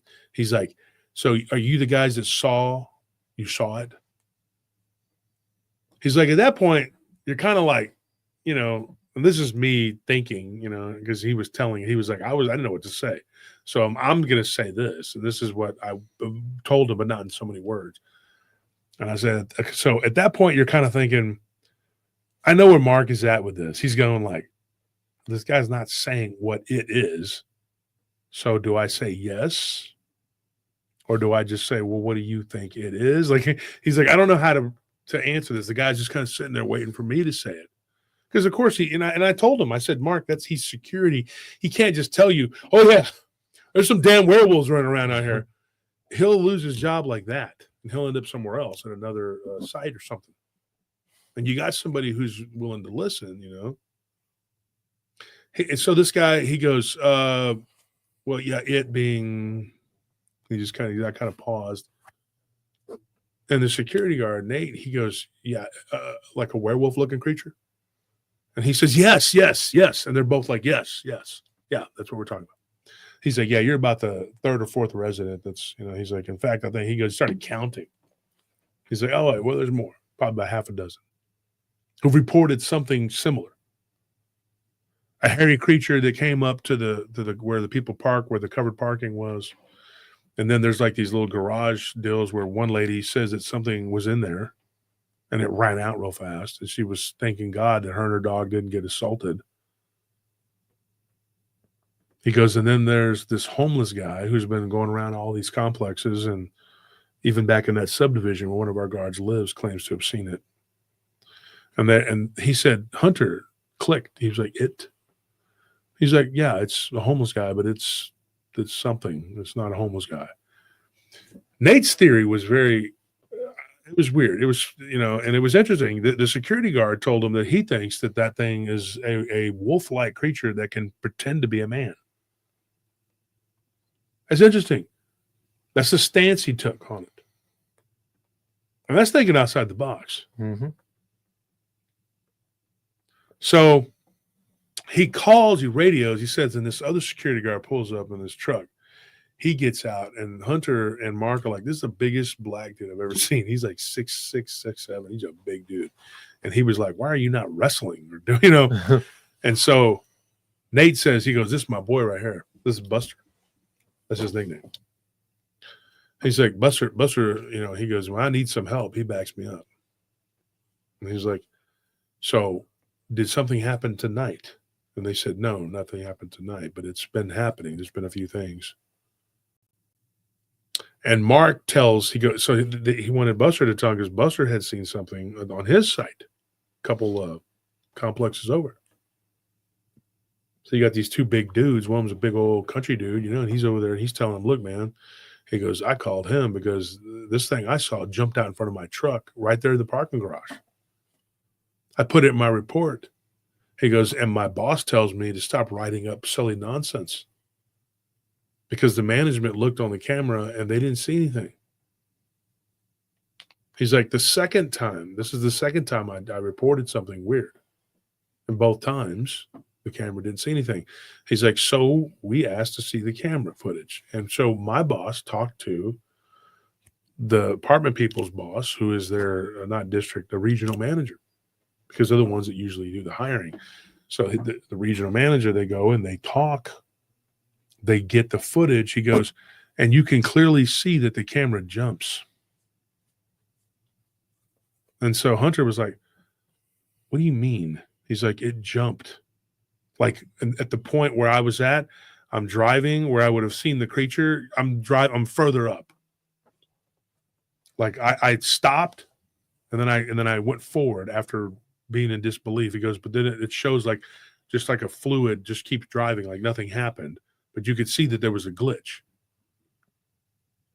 He's like, and then the camera at the front by where there's a fountain and one of the complexes down the road, Buster said the same thing happened to him. He saw this creature come up out of the water and run, giant black wolf with yellow eyes, and the camera does the same thing.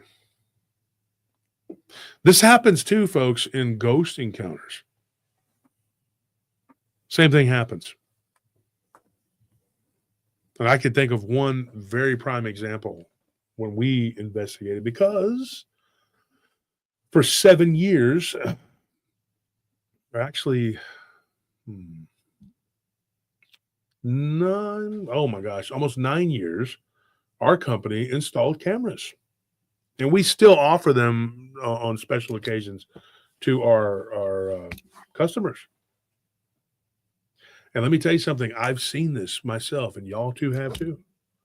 The cameras blink when something weird happens.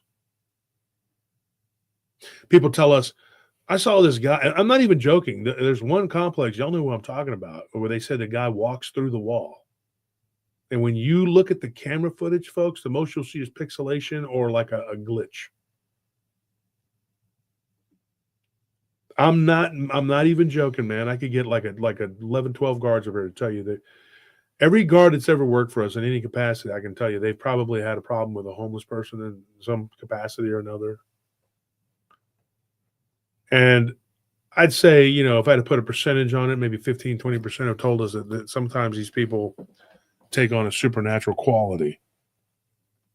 But everybody that's worked has seen in the last 10, 15 years has seen some kind of weird homeless activity, not necessarily supernatural, but is them just doing bizarre things and having problems with them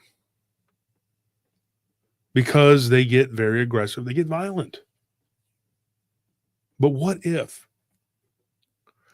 not all of these people, like Christopher Macklin was saying on Friday, our guest and my colleague, what if these aren't all people?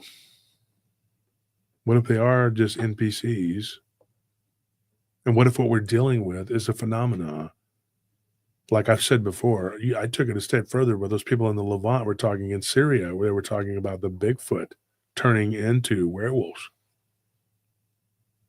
I'm not even playing.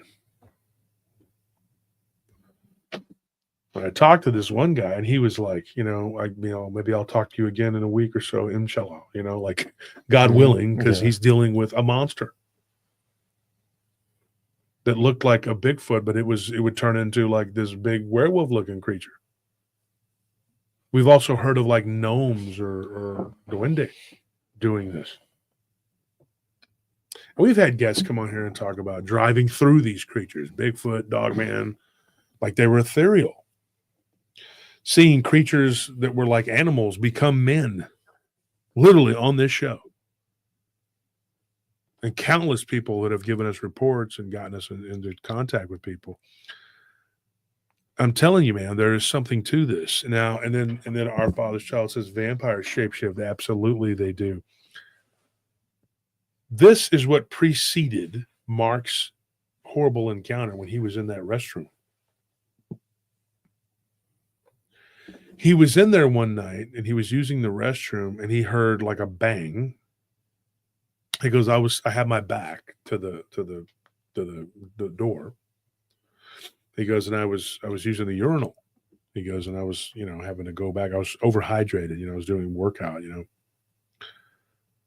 He goes, and then as I go back in, he goes, I see this guy standing in the front of the workout room, and he's standing there like this, like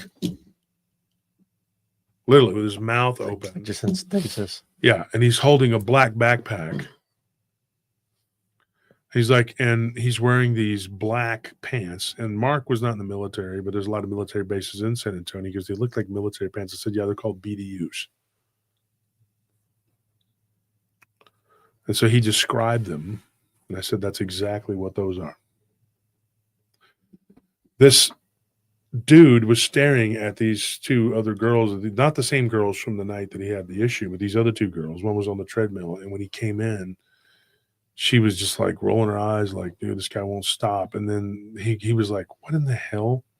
And so he asked the one girl that was lifting weights, by where he was going back to finish. And he was like, and his girlfriend had just left to go back to the apartment. So he's thinking this guy could have attacked her. So he asked the one young lady, he's like, how long has this freak been standing out there? And she goes, I don't know. We've already called the police and they're not here yet.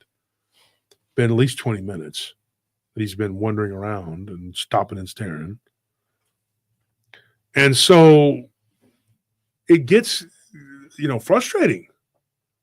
Then eventually he walks off, goes down the hill, and he's gone.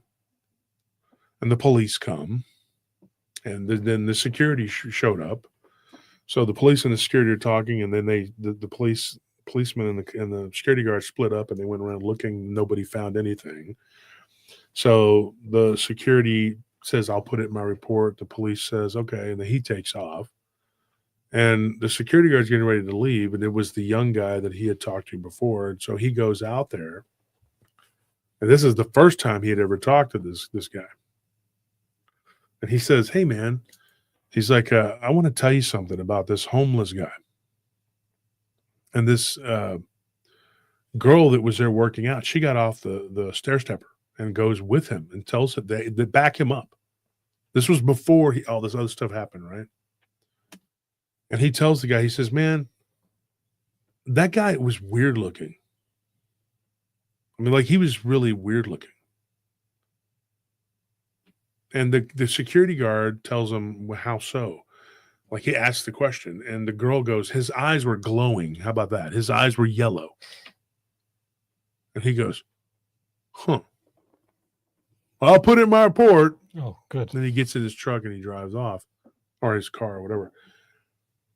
Then he goes and he talks to this same guy and says, hey, does anything weird ever happen? Because he's like, I'm thinking this is not going to bear fruit, but it did, because that guy says, look, I'm only here on Friday, whatever. He's like, talk to this other guy. So he talked to Nate, and Nate said yes. And in fact, Nate took a photo of this particular guy. And on the photo, his eyes are absolutely glowing gold. Yeah. When he turned that into the management, he put it on there that this man's eyes were glowing. Once again, he got talked to by a supervisor, and he was told not to report that. And that the picture he had was just a trick of the light. So about a week after all of this, they pull Nate from that site, and they get this other guy there who's a total goober. And it's not hard to do in security to find a goober head. And so, believe me, I know. And this goober head, they see him out there. And so Hunter's, or what's her name, Corey's friend, whatever, she goes out there. Her and Hunter were getting ready to go eat dinner. And she stops the security and says, hey, what happened to Nate? And they're like, he got fired. You know, and they're like, why? And they're like, oh, the management didn't like him. So they're like, damn. So then a couple days later, they're driving and they see Nate in his truck doing a report on the side of the road, and it's down the road from them by another complex, right? And so they go up to him like, hey, what's up, man? He's still wearing the same uniform, working for the same company, and he's like, what's up? And he's like, I was just doing my report, you know, they have this tablet, you know, and they're like, well, we thought you got fired. He goes, I didn't get fired. And he goes, they just made me transfer. He goes, I'm working at this one down here on Monday, Tuesday, Wednesday, whatever. And he's like, they're like, well, so, you know, this complex, what happened? He goes, oh, they didn't like that I told the truth. They didn't want me talking about this stuff. He's like, just then, he goes, we're sitting there talking, and a police officer drives up, an off-duty police officer. I don't know if it was Bexar County or if it was San Antonio police or whatever, but he pulls up, and he knows Nate, so they start talking, and she's like, or Hunter told, this is what her and Hunter told our guy, Mark, that had this incident. He said, while we're talking to Nate, this off-duty cop pulls up, and we're all talking, and we pulled over, and they start talking, and this off-duty police officer says, yeah, I live at the subdivision back up in here. I work in another part of, you know, this area, but I don't, you know. And he's like, absolutely something took my neighbor's dog. No. He's like, I go outside to let my dog out, and I see this homeless man standing over the fence looking, and he just looked disheveled. He looked like a homeless dude. And not to be cute or funny, but he's like, have you seen Seinfeld? This is what the policeman said, right? Kramer. Yeah. He's like, he looked like Kramer. He was like, you know, standing over the, you know. Always looking. Oh yeah, Jerry. I'm definitely a werewolf. Looking erratic. I don't know what to tell you. It's hard to be this good looking and still be a werewolf, but I did it. I don't get it. How are you a werewolf, Kramer? I don't understand. You're just covered in fur. I don't know, Jerry. I just woke up one day and it happened. Costanza comes in. I can't get a date. The werewolf gets one. It's just not fair. And Elaine's like, life's not fair. But anyway, when he said that, it made me laugh because Mark kind of chuckled. He's like, yeah, it was weird. You know, he goes, but he's not wrong. That same guy is who I saw. He's like, and when the police asked me, I told them. He looked like the dude from Seinfeld, kind of. You know, kind of. But bigger and more menacing. But with the hair going, you know, hey, you know. He's like, and this policeman looked at me like I was from outer space, man. He goes, I'm like, dude, I'm telling you the truth. And he's just like, oh, okay. You're being stalked by Kramer. Well, congratulations. That's interesting. I've never had anybody tell me that. That's what the policeman told him. But this other policeman now, he's saying, he goes, I realize, he goes, this guy's looking over my fence. He's like a head taller than the fence. He goes, and the weird thing is he put his hand on the fence, both of them. He's like, and his fingers were abnormally long. I'm talking longer than Arsenio Hall. That's my words. Mm-hmm. He's like, ho, ho, ho, ho, ho, ho, ho. You know what I'm saying? With the fingers like out to here. Like he slapped somebody in the audience with it. What does it do with the long fingers? The salad fingers, whatever. Salad fingers? Yeah. Oh, Arsenio. But yeah, so Arsenio Hall fingers, right? This guy's got these long fingers. And this police officer, this is a police officer. Now, I don't know if it's a sheriff's department or a regular, whatever, but he knows Nate, the security guy, and he tells him, he says, dude, I think these guys are trying to figure out what it is. And he asks the question. Hunter was a little bit, you know, whatever. But he says, you know what? I just asked him straight up. I said, do you think that this is a man? He goes, I don't think this is a normal man. He looks like a man. He's like, but our neighbor claimed to have seen something running through their yard, chasing a stray cat at 4 a.m. when she was getting ready to let the dogs out so she could get up, start her day. He goes, she has to drive, down south, and it's a long drive, a lot of traffic, a lot of whatever. He's like, and, he goes, this thing looked like a big black wolf. The only problem was that the front legs didn't look correct. They looked like arms. Yeah. So then Mark tells me, he goes, I talked to Hunter. He's like, and he tells me this is what this police officer says. He says, look, man, there's something weird going on here, man. He goes, officially off the record, he goes, I'm thinking that we're dealing with something supernatural. And of course, Nate, the one guy doing his job, gets basically kicked off of the site. Then they moved Buster, the other guy who knew about it, and they moved him. So you have like 3 people trying to do their jobs, and they're being stymied. That's how it goes. Yeah. Interesting too. Mark is like you said, like I said, his mother's Hispanic. This one police officer that Hunter was talking to, he's a Hispanic officer, and he said, he goes, when I first heard of this stuff, I thought like chupacabra. And Mark was like, decidedly not a chupacabra. This is something else. Shapeshifter, werewolf, dogman, something along those lines. And Mark asked me for my expertise in this. And I said, there are no experts in this field except for me. And I told him, I said, that'll be $499.99. I got an AC that needs to be fixed, and you need to send that to me, and I will give you the answers. For one half payment of a kidney. No, I told him, I said, dude, the saying in our community is there's no experts in this field, whatever, but I think that there are. I think once you've fielded thousands of reports, like some of me and my colleagues have, you have a little more of an expertise than the average person. I don't like that term, because there is not an expert, because this isn't an official field, but once you've done your due diligence and you've interviewed 1 billion people, you should have some expertise at it. I think there is a difference though, and I think what like some people act like they're an expert of the dogman, and it's like you're not really an expert of the dogman, you're an expert of the dogman phenomena, which is a difference. Yeah, because to be an expert of the dogman means you have to be able to research a live dogman or interact with one, and either one of those is not a good thing in my opinion. Mm-hmm. So but being an expert in the phenomena itself and understanding what its habits are, what are some of the things that you've seen it do, or what are some of the interactions you've had it where like with other creatures, you can be an expert in all that.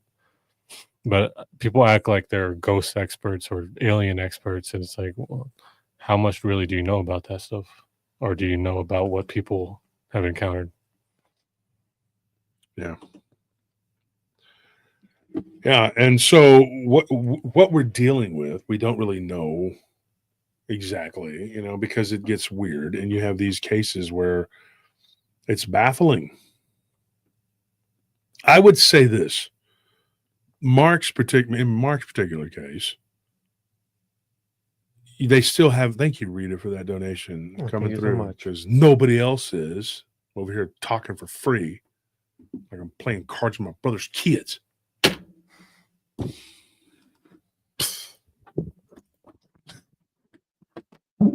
No, but I think in Mark's case, though, like what happened here, I mean, like, and it's open-ended. I mean, it's still going on. It's like still happening. I just talked to him like a few days ago, and like I said, it's still going on. And he has this like sneaking suspicion that this guy has taken up residence there, and people's pets have gone missing. And when you talk to the police and you try to tell them it could be this one homeless guy, they're okay with listening to that until you tell them, hey, this is not a normal homeless guy. And he said it would be nothing for this guy to just blend into the homeless community and prey upon them. Yeah. It's not going to get reported either. No. Just like, oh, another homeless person came up missing. Or like when we had the freeze here last year, mm-hmm. and homeless people passed away. Yeah. You didn't hear shit about it. Well, they can't acknowledge that because to acknowledge that would mean that you're acknowledging that there are homeless people, period. Yeah, Yeah. exactly. There is no homelessness in paradise, comrade. It doesn't happen. Yeah, it doesn't happen. Everyone's rich here, don't you know? We love our liberal Democrat cities. Everything is great here. It's awesome. There's no crime. There's no murder. There's no homeless people. There's no homelessness. There's no Ever. unhappiness in Nothing. paradise. And we love our politicians. So here's the thing. If you were one of these people, what would you do? Mark thinks back onto what happened. Nothing. Mark thinks back onto seeing that guy that night with his eyes glowing, having a picture of this guy. We had a picture of him, not Mark, but the dude Nate. He's like, and this guy's really tall. He's intimidating. He's about 6'5", maybe 6'6". And he wanders around in that area. But you got to wonder, if you see something and it looks like a big black dog or a black wolf or whatever, now you wonder, is it really that? Is it that what it is? Yeah. You know, because you hear so much of this. Skinwalkers and dogman and Bigfoot and whatever else. And so I just wonder, I really wonder what it is that we're truly dealing with. Is this the real reality? And why are they so adamant to not take these reports when I bet you $1 million they get more than a few if this kind of thing is going on? Mm-hmm. And I think it's sad. But yeah. I wonder how many of them are actually honest about their reports. Like, I wonder how many of them do the same thing as Marcus when they say, like, oh, it was a homeless guy or it was a rabid dog or an animal. And then when they come out there, then they start talking about it, explaining it a little more. But, like, I wonder how many, when they call the cops, they're just like, oh, it was a homeless guy. So when they get put on the report, say it's just a homeless call. Or it was a rabid dog.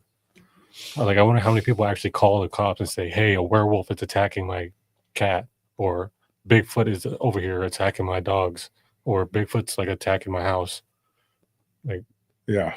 So that's how many did they actually put on the report? Probably not very many. Yeah. But I'm sure like there's a lot more weird stuff going on than was really being seen. I mean, if they do put it on the report like that, they'll probably put it like that someone called and was reporting hallucinations of werewolves and Bigfoot or whatever. Mm-hmm. But they're not going to tell the person that, they'll just be like, okay, I'll put it on my report. Yeah. And then they write it up in the report, so-and-so called. But I mean, hallucinating. Not to, and I'm not trying to play devil's advocate or whatever. But how can you? Well, that's, yeah. Because we do this too. Mm-hmm. We've had guards see some weird stuff, dude. And they've asked me, do I put it in the report? And I'm like, well, no. I mean, you can't, because if you do, we'll be out of a job. They'll be like, oh, they're seeing ghosts. One of our guards saw a Bigfoot years ago. Claimed he did anyway. There was also that one time someone was like following a guard up, like, what is it, like a fire rail or whatever? Mm-hmm. Or it was like a little girl or something.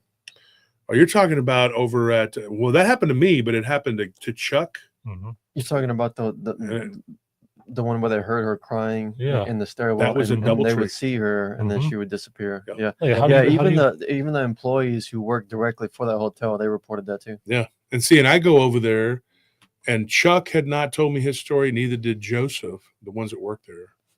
Or what was that other guy's name that worked for us? He quit working there because of it. He was a black dude. Was it Joe? No, not Joe. Not Joseph. Is Quincy? Quincy, yes, yeah. Quincy. He quit working there. He was like, man, I ain't finna work. Yeah.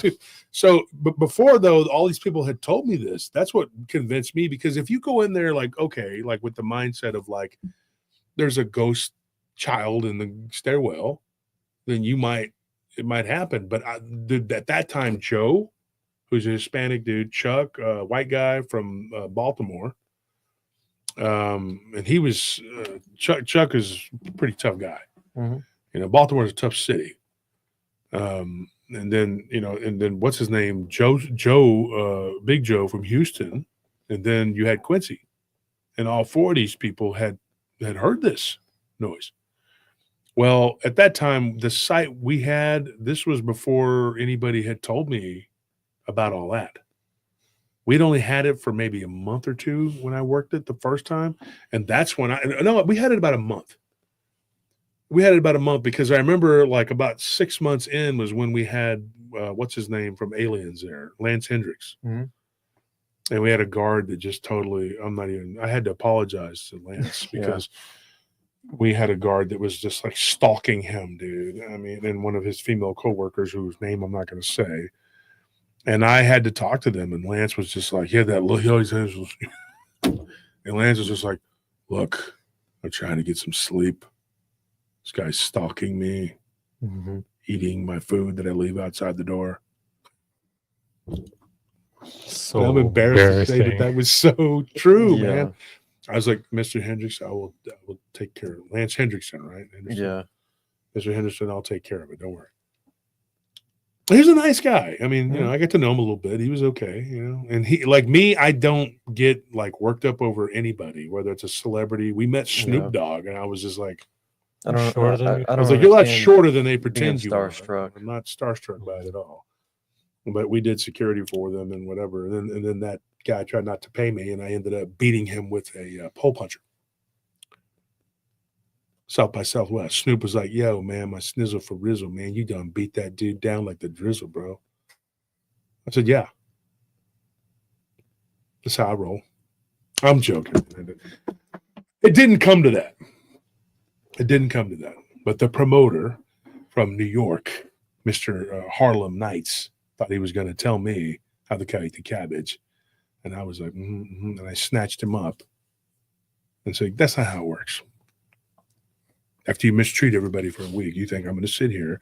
And my partner was smart to keep me away because I would have did some stupid things. Yeah, I was going to say, I mean, it was a build up because he was treating all of us like crap. Like the whole time we were working that job. It was a terrible job. And that band from where were they from? That band from Norway. No, not Norway. What was that band from? They were from Europe, and because I gave them a ride. Yeah, that's right. And then when I parked right there, the door guy said, you can't come in and park right there. I gave the keys to one of those band members. I said, can you park for me? And then they all ran in there to go see me confront that promoter. They were like looking around the corner, and he's like, yo, man, I'm from New York. I don't give a crap what you are. And then this is a true story too. Like, I disarmed his bodyguard. I took his bodyguard real quick. I said, no, you're not. You're not using that. And then it was just me and him, no weapons, just me and you, Sideshow Bob. Big ass tough guy promoter from New York. The Sideshow Bob fro. You paid me though, didn't you? Yeah. Talking all that crap. Thanks for bringing Snoop Dogg though for 5 minutes. That was interesting. Not really. Airbnb, your management, you suck. I don't care what anyone says. Like, if Snoop Dogg is actually 6'6" or 6'5", whatever, then that's a Mandela effect. I was standing right next to him, escorting him. He was not taller than me. He was not as tall as me. Yeah. And he was a skinny, like he looked like a little skinny little boy. Have you noticed though, all the actors and he's not that tall. All the singers and everything, they're all short little fuckers, man. Yeah. Tom Cruise. They're all short, dude. All of them, 4'9". dude. And they not all of them, but most of them, right? They're all little short, sawed off ass little dudes, man. And then they try to pass them off as these big, tall dudes. Well, they got rid of all the big, tall dudes like Vince Vaughn. Well, if you notice though, like too, like their bodyguards look like they look like they're towering over them. But the bodyguards are no taller than us. Yeah. Because we're all 6'3", 6'4", so they're all about our height. But that's because they look like they're these huge dudes, but they're really not. It's just that these celebrities are all little short ass Smurfs and shit. Well, that's So, why for Reacher, the show, they had to get a actually big dude because the first time they did I it with couldn't Tom believe Cruise. that Tom Yeah, they used Tom Cruise, Cruise. In the books, Reacher is like a Little 6'7" dude, short like ass 400, Scientologist. 300-pound guy. Who the hell's afraid of Tom Cruise? That guy's so sickening, dude. He's Like sickening. 5 foot something. He literally looking at his little shit ass sickens me to my stomach. I get sick. I get diarrhea when I look at Tom Cruise. Mission Impossible movies are more about the stunts he does than it really is a God. movie. I You don't- can't tell me one plot point of any movie, Nothing. but you could tell me all the stunts he does. Go pray to Lord Xenu or whatever it is you're doing.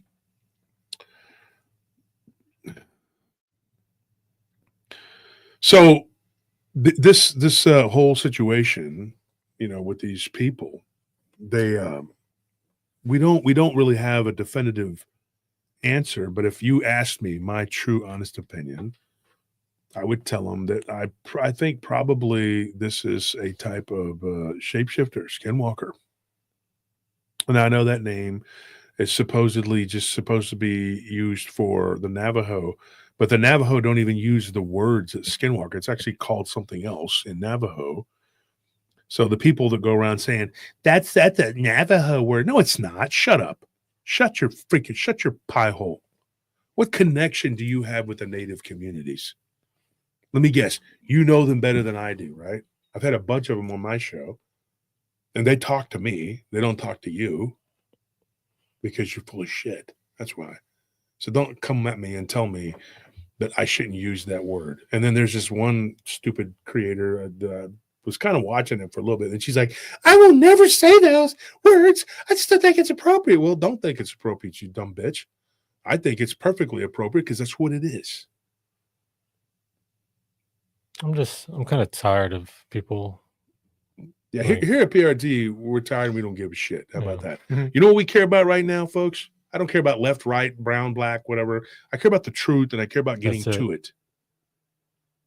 And so if your political correctness and your cultural appropriation is bothering you, then there's some lap dances that you can get from the drag queens at the preschool or whatever it is they're doing at the Drag queen story time at the drag library. queen story time in other states where they do that kind of stuff. I don't want to But, hear a single. here in Texas, we're not into that.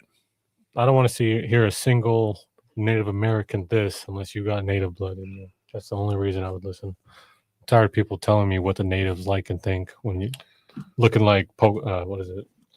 They look like a sheet of drywall, and they're telling me what Native American Yeah, people do. they're yeah. I'm 164th native. I'm gonna tell you how it is. Shut up, dude. The natives worship rocks, and they would crumble them open and turn into flower dust. and I mean, grow even that crops. word, like the Native Americans, it means nothing. There's like 50 billion different tribes. So which one are you talking about? Because they're all different. But like you just refer to them as the natives because to you they all look the same. So therefore they're all the same. No, these people are very much different to the point where like they almost wiped each other out. They're fighting. Yeah, and they don't all get along because they're not all either. the same. They have different beliefs, different cultures. They're different people. It's like saying Asians. Which What one? the hell do you mean by that? Stupid. There's like 500 different kinds. Yeah, because me and Akash don't look like each other at all. Well, another thing too, like the Utes, like if you talk to them, so I know a few, and they and some Navajo, and they both refer to it as a skinwalker. And why? Because that's what it is. I mean, I refer to myself as an Oriental Asian. But Well, that's I mean, bad that thing would to make say. sense because you're from the Orient. Yeah. Mhm. So why wouldn't you be Oriental? No, Oriental refers to the furniture and the other. But says who? Says you because you're not supposed to say something that's politically correct. And if you were to say, "Well, he's a Jew," you're like, "Oh, don't call me that." Well, okay, you're Jewish. What am I supposed to call you, ma'am, sir, baby, child, You're a person with yarmulke? you're- I don't know. You're a carbon-based life form of the Jewish faith. And if you say Arabic, they're Arabic, whatever. I mean, they'll be like, "Well, they're technically from Jordan." It doesn't matter. Jordan is not a country. It's really not. They made these demarcation lines, and that's not really. Jordan is not it's a nationality. It's not a race. There's certain races there. There's Berber, there's Bedouin, there's Arabic, there's Jewish, and then there's what's it called? Pashtun, Tajik, You know, there's Turkish, and there's different types of Turkish. There's Kurdish. You know, there's Iranians, which are Persians. But everybody just says, "Oh yeah, they're Middle Easterners." There's a huge, broad area there. There's all these different types of people, and so to just say you're anti-Semitic, those are all Semitic people. So to be anti-Semitic, you'd have to be anti all of those people. And when you talk about a very specific group of people, I'm not talking about Arabs or Jews or whichever group you're referring to, because people are always slandering everybody. What I'm talking about is like someone who's specifically from that particular area, whatever it is. You can't use that term like, oh, anti-Semitic, and say that's because you're generalizing an entire region of the Levant. The people are full of shit. And just say people actually just saying people are Chinese. You know how many different types of Chinese there are? How many provinces? There's a bunch. The Western Chinese in the Northwest don't look like the ones from the Southeast. They don't. If you stand them up side by side, the ones from the Northwest are taller and lighter skinned. They don't even look the same. They don't look like the same people. Same with Indian. I mean, India is like the Tamil Gujarati. people are not Punjab. They are not Bengali. They're not Bangalore. They're not. Those are totally different people. And the same thing with Mexicans. You know, the Olmecans are not Azteca. They're not Pacificos. I mean, there's a whole. It's very ignorant, dude. This is just if you want to be a liberal and be a stupid ass piece of shit, then you need to start looking into the actual people themselves. Don't come to me and talk to someone like me who's researched this extensively for years and can speak several languages. You go and you try to correct me because you want to paint your hair a certain color and scream and yell and wear a pussy hat. Shut up. Because I used to live with black people. Would you live with black people? I raised a black child, my brother's son. Now, these people are talking about, oh, you cultural appropriate, you do this, you do that. You say, shut up. Because I don't see you doing it. Last night, on my job, I dealt with people from Mexico, people from El Salvador, and people from Venezuela. And African Americans, if that's the term you prefer. On different noise complaints. And had to talk to some other, lady who was a white lady, out there doing whatever she was doing. And she was apparently being too loud because she was yelling at her dog. That dog was a menace. I can say that. But, well, I mean, the dog was like, had her tied up. Like he had wrapped her around like it was crazy. Very rambunctious Cocker Spaniel. But look, the point is she was yelling at the dog. Somebody reported her. Like she was abusing it or something. She was trying to get the dog to chill. The dog was just out of control. It was a rescue, and it was a cute dog. But the bottom line is this, folks. Before you jump to conclusions and you start telling people how they should be and how they should do or what words they should use, why don't you just remember that we're all people and there's a whole lot of different people. Those two guys I talked to from El Salvador last night, they looked like white guys. One of them had red hair.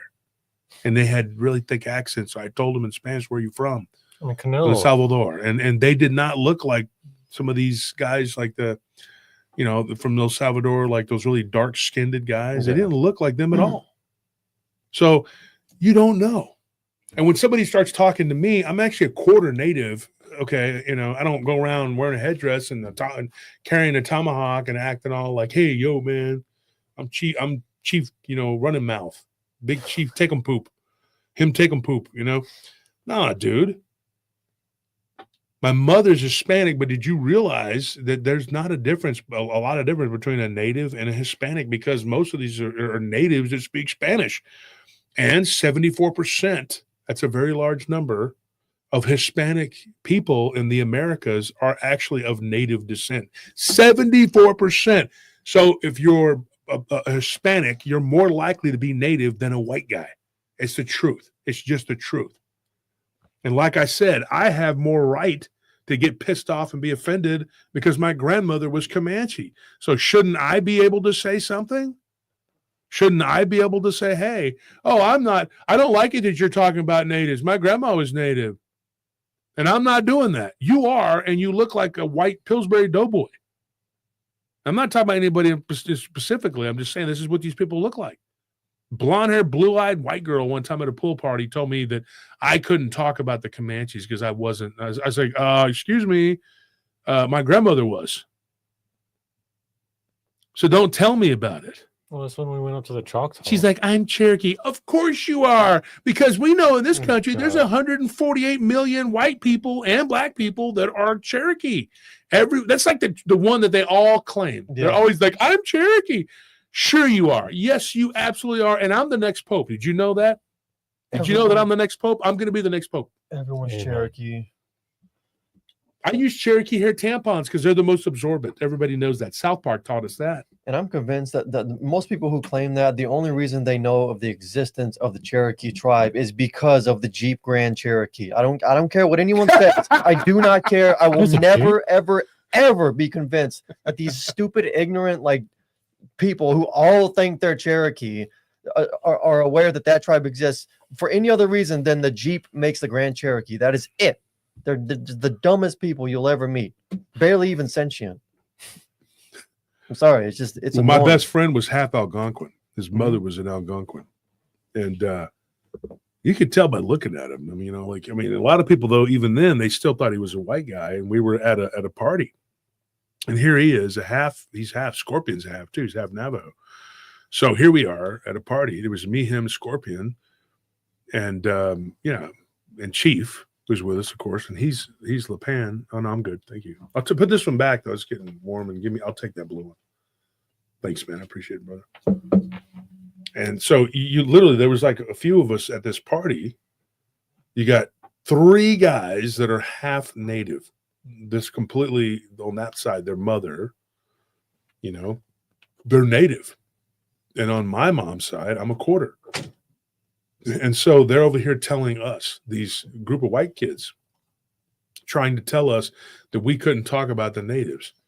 Here you have Chief, who is Lepan Apache. You have Scorpion, who's in Navajo. And you have Roger, my friend, who is Algonquin, and I'm Comanche. And I'm like, you're really going to tell us about this? Do you want to go there? That's really stupid of you. Because I don't think our parents would appreciate you lecturing me. Like, my dog, my new puppy, Cooper. I call him Koopa. He's got the most beautiful blue eyes. I was playing with him today, and I looked at him and I said, your eyes are more blue than mine. Your eyes are more beautiful than mine. Mine are black. You know why? Because my mother's half native. So don't come and tell me, okay, that I can't say this or say that. You can eat mierda. Okay, how about that? Stop pretending to be something you're not. And this other fool saying that I called him an Indian. I would never call you that, even as an insult, because you're not one. You can't be 0.562% of whatever and claim it. Unless you're in Oklahoma, which all the idiots know. That's where they're stupid as shit up there. So shut up. And no card is going to convince me that you're more native than me. And I don't even go around claiming it. It's not even like a deal for me. I mean, am I proud of it? Yeah, to a degree. But I'm proud of my dad's people too. Because at the end of the day, I'm a person. And so are you. But what we're talking about tonight is that some of these people aren't really people. They're not. I guarantee you they're not. There's something going on here. We have clones. Now, that we told this guy's story, this encounter, I'm going to tell you something. The alternate realities thing, there are people that are telling us some very weird, wild stuff. One guy in particular, now he's from Maine. I did the checking up on that one too. This didn't happen. It happened in Canada. So just so you know, we were talking about that one. This guy, his dad and his grandfather had been going up to this cabin to go fishing up in Canada for years. And this is a weird story. There's a guy that worked at a bait store right there near that particular lake. And he's like, every year we'd stop there. He goes, the first time I met this guy, I remember this guy, I was 9 years old. He's like, and me and my brother, we talked about it. He's like, 10 years later, we were, this guy had not aged, but 10 years, I look kind of the same that I did when I was 10 years ago. I mean, I do too, but that's not Well, much. y'all are young though. I'm talking about Exactly. me. I'm almost 50 and I still look 40. But that's, there's certain things you can take supplements. You don't have to eat pineal glands and drink blood and have adrenochrome. You can, just eat certain supplements and things that are holistic. Well, my step grandpa, he looked great for his age too, and you wouldn't know how old he was. Stan, you wouldn't know how old. Oh, he was. Stan. Oh, yeah. yeah, He yeah. looked Stan. phenomenal. Stan is 80 years old. He still lifts weights every day. Yeah. Mhm. But like he even said, though, lifting weights is the fountain of youth. Mhm. And that's one thing that I've done. But I mean, you could, like I said, you can see my hair. I mean, I'm not, grayed out. It's odd, I know, but it's, my friend Daniel, I saw the dogman, his dad he didn't start getting gray hair till he was almost 70. So Sal, I mean, he's an example. My Uncle Jaime, he had long hair until he was 65 was the first time he got gray. My mother had just a little shock of gray right here when she passed. He was 68. My dad, he still has like light brown hair, and he finally his beard grayed when he was in his mid to late 60s. You're like, holy crap. So I got lucky. I got to hit the genetics. Genetically, I hit the lottery on the gene pool. And there's no history of cancer in my family, which is odd that I'm, I don't know. If something happens, I know it's not natural because nobody in my family's had it or has it. So that's, anyways, genetics being what they are. So here's this guy. He says, me and my brother, he goes, we're 19 and my brother's 21. And he's like, this guy at this bait store is still working his 10 years. But he looked like he was, like 40, 45 maybe. He doesn't look like he's 50, 55. He still looks like he's young. And I said, well, that's not totally unusual. He goes, but get this. He's like, about another 10, 15 years later, he's like, and I got children of my own, and I'm taking my kids. My brother's taking his kids. And we're with my dad and my grandfather. And when I was real little, my great-grandfather. He's like, and you had like literally 4 generations of people. And then it became my grandfather, my dad, me, and then my kids. And then my dad said it. My dad goes, Dad, he's talking to his, this guy's grandfather. And he says, my dad said it. And the guy's name is Anthony, the guy that told us the story, whatever. Anthony's dad tells his grandfather, he says, that guy has not changed since I was a kid. And his grandpa was like, you're right. He goes, my dad knew that guy. And everybody just kind of had that weird twilight moment. This is their words, not mine, but that like do. He goes, and then my brother, who's kind of a loud guy, he's like, I'm going to ask him, how old are you? He goes, so the next year we go up there to go fishing. He goes, and now granted, you got to realize I've been up there since I was 8 or 9. I can't remember which. And he's like, and this guy, now it's been over 20 years. And my brother goes, how old are you? And then he goes, my brother made the observation too. What did he say, Anthony? That he was always putting something on the shelf or. Yeah, like every time they showed up, that he would always be like stocking the same shelf with the same stuff, like a routine, but like repeated programming or something. Like it's repetitive, weird. yeah. Because what are the odds every time you show up to someone's house, they're doing the exact same thing? Yeah, exactly. Yeah, and he goes, and then we started noticing this pattern with this guy.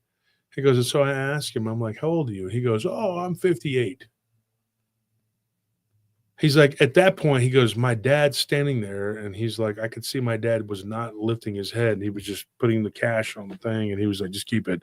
Turned around and walked out, and then when they got in the vehicle, his dad was like, okay. I'm sorry, his grandfather. His grandfather was like, okay. And his children called him Peepaw, like the great grandfather, and then they called him Gramps, was the grandpa. And so they were like, Peepaw, are you okay? He goes, and Anthony's like, this is my grandfather. And he's like, no, I'm fine. I'm fine. He's like, they get to this one rest stop where they always stop, kind of like a routine, and they stop and they get out and they have a little picnic. They had sandwiches that Nemo had made. It was like a tradition, right? And he says, we're sitting there eating. He's like, my grandfather, he goes, at this point, he's like in his late 70s, you know. He's really disturbed. He's like, something's wrong. He's like, that guy. You know, and at one point he said, he goes, I remember him telling me that was his dad, the other guy that used to be, that looked just like him. He goes, what is he, a clone? This is a grandfather. It's starting to get aggravated. He's like 78 years old, getting pissed off, going like, this world is not correct. Mm-hmm. The kids were kind of off, you know, doing whatever. And he's talking to, you know, he's like, Anthony's talking. He said, he's talking to me and my brother and my dad. And we're all four sitting there. And we're just like,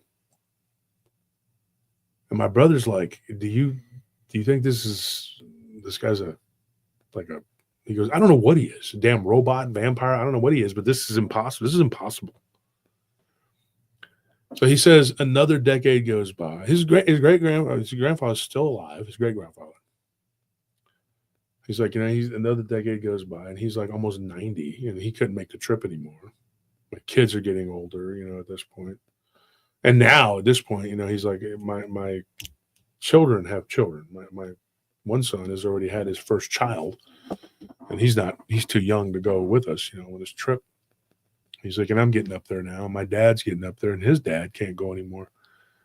And he's like, so, you know, it was me, my son, my two sons, my brother and his two sons, and then, you know, my dad. And he's like, and so, you know, we're up there, we're heading up there, and we were all talking. And my one son, he's got a child now, and he was talking about maybe one day he'll get to meet Robot Man, because that's what they call this guy. 10 more years go by, and this guy now looks like he's maybe in his 60s, which would make sense if the guy said he was in his 50s. But how in the hell did this dude's great grandfather know this guy? And he's not buying the story about that's his dad. Him and dad just looked like identical twins. And he said that my great grandfather, tell anybody who will listen, that's a clone. He's like, but I'm not so sure now, knowing what I know about, you know, vampires, werewolves. So it's weird. And noticing the pattern, how he's always like stocking the same shelf and comes up and very robotically wipes his hands on a towel. And, you know, it's like, is this just the part of the Matrix? Or somebody says right there, Victor Collado says immortal. I don't know. What is this guy? Remember how, like, it's up in northeastern Canada. It was like me and you driving, and like I think we were doing something, but we were close to a building, and then you got those stories talking about how like there's some just weird buildings around, and we were talking about how like we sometimes see people inside, but like we never really see anyone, and if you try to go talk to them, they don't really mention much. But I was wondering if like, is it possible for them to have like fake people that just kind of act like it's a business, but then like they do stuff underground, and like these fake people, they'll just be around, but like they don't really do much besides just their job. Like they just keep up the image. Yeah. So it's like maybe that guy isn't anything at all besides just an NPC. But what's really going on is like whatever is happening underneath, or whatever like that is being used as a front for.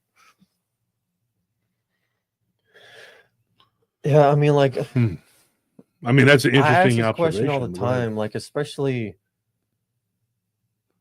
there are times when, like, I swear I'm not just being overly critical of people around me, where it really feels like certain people, it's like they answer this call to just be in the right place at the right time, to just like inconvenience you. Yeah. in the exact way in which you least can afford to be inconvenienced. And there's always one. And I don't know if, like, I think sometimes, like, okay, if I'm going down the road, for example, if I'm driving and I'm like stressed out, kind of in a negative mindset, and I'm trying to make like a right hand turn, and there's this cluster of traffic that comes, and they're kind of together, and I think, okay, after they pass, I can make my turn. There's always this one straggler every time that just holds you up. And I think, is this even a real person? Yeah. Because if I wasn't in this kind of like a low vibrational state of mind, and I was making the same drive in the same place, would that person actually exist? Would they be there to contribute to like my own negativity, to, I guess, to amplify it? Well, like, did I attract them? Did I manifest them? Or did some external force possibly manifest them independent of me?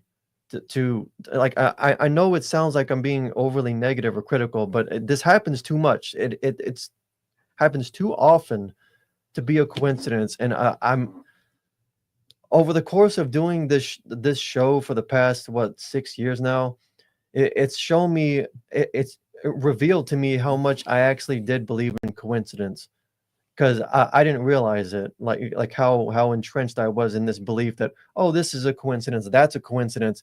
Now I believe in, my belief in coincidence is almost dissolved to nothing. I refuse to believe that certain things just happen because they just happen. I don't believe that, and I didn't realize how much I believe that until we started doing the show. Yeah, and like I get that, but like the thing I'm talking about is, like, you'll see like a business for, like, I've seen businesses in Austin for like 10 years, and it's like Dan's single shoe repair, or like Steve's light bulbs, and you're like, Yeah, and you're like, who are the Steve hell, and Dan, and how who the the- heck do you still have a shop Yeah. here? who the hell is like keeping a cobbler in place? Yeah, in- in there is business? one off of Burnett Road. There is also a light bulb There's shop. also Remember- a store that just sells bulbs. There was, yeah, like there was one off of the shopping center we used to work at. It was just like a cobbler, a little tiny cobbler shop inside of a crappy shopping center, and they stayed open for years. I never saw anyone go in there and give them business. Or like something really specific, and it's just like, or like, Steve's scuba gear. Yeah. In the middle of Austin, What about the Texas. sailboat place right there by That Holland Mall? place was there since I was a kid, and yeah. I drove. I mean, I was driven past there like all the time throughout my entire childhood and adolescence. I never saw anyone there. It was always there for decades. It was there. I mean, there's mom and pop stores, but then there's some like really weird ones that like no one's going to. Yeah. And of course, there's the surface level explanation, like, okay, well, those could be fronts for criminal organizations. Yeah. Okay. Let me get But- into the comments Okay. here. All right. Great observations there, guys. Mike Turner, good friend. I've known Mike. He was at the conference. Hope you're doing good, Mike. He says, I agree with you, Anthony, because I experience this all the time. It almost seems to be designed for you to be harassed by people. Mm-hmm. Right? Okay, so that's his comment. Bolt Gun says, I had to drive with NPCs. That's not fun. Yeah, and then Cooper Young says, I'll have people show up at the right place at the right time to inconvenience me too. So they're getting it. You get it. And see, and now Mr. I don't know what that is, Rice or whatever, says, with a script, you're totally right. And he's like, I used to feel like they radioed, Yeah, exactly. Okay, and then hold on one second. Keep that thought. Don't forget. Well, it's to do with the comments. Okay, go ahead. I was gonna say, I'm seeing a lot of people being like, "Oh, fronts, money laundering." But the thing is like, how many of those are really that, and how many are in fact doing something supernatural? Because you could just say like, "Oh, it's a money laundering scheme," but then they're really using it as like a human farming and harvesting plant, and you would have no idea, and they would just call it a money laundering scheme. But like, how many of those are actually what they are? Or it's both. And how Because many? they got their fingers in a bunch of different pots. Yeah, and how many of them are actually like how many unmarked big buildings, like without labels, without anything? Yeah, like the besides vampire cult numbers? people told Yeah. us. Yeah. Eve in particular, she was very adamant. Her and not Charlie. What was the other guy's name? Joel. Mhm. Because Charlie and Gerald, they didn't really. They were just soldiers, like. But the vampire cult people, they told us, they were like, dude, be careful for these buildings. And now I kind of got a little bit of that from Joel, but when he was giving me all that information, it was like a huge information dump, and I was kind of like, But then when I went back and talked to Eve and what's her name, Samantha, and Carlos and all these other different people, they told me all this. Each one of them gave me a piece of the puzzle. I really need to do Carlos's story now because it's ready to go. But dude, I'm telling you, man, these vampires, they told us, they were like, look, beware of these buildings that don't have any markings. I mean, and oftentimes, and this is something that Charles did say, though. He said a lot of times, he goes, they're down below you. Mm-hmm. He goes, and be careful because they're werewolves down there too. I mean, and they don't play. Like the vampire might, bite you, let you go. But the werewolf, if he's frenzied out, like he's just going to kill you and eat you. And then they'll send people who actually will go and clean this. We had a person reach out to us recently. His name was Jonathan. I have his last initial, but I'm not going to say it. But Jonathan told us that he worked for these people as a cleaner. And that a lot of these vampires really do not go out at night. I mean, during the day. And his job was to go and they would clean. He's a Hispanic guy. And he worked down in Southern California, and he worked for this coven, and they would clean up their messes. Mm-hmm. He's like, it ain't a joke. It really is. That really exists. And he was with a sort of unscrupulous group of people that would had an agreement with them to do this.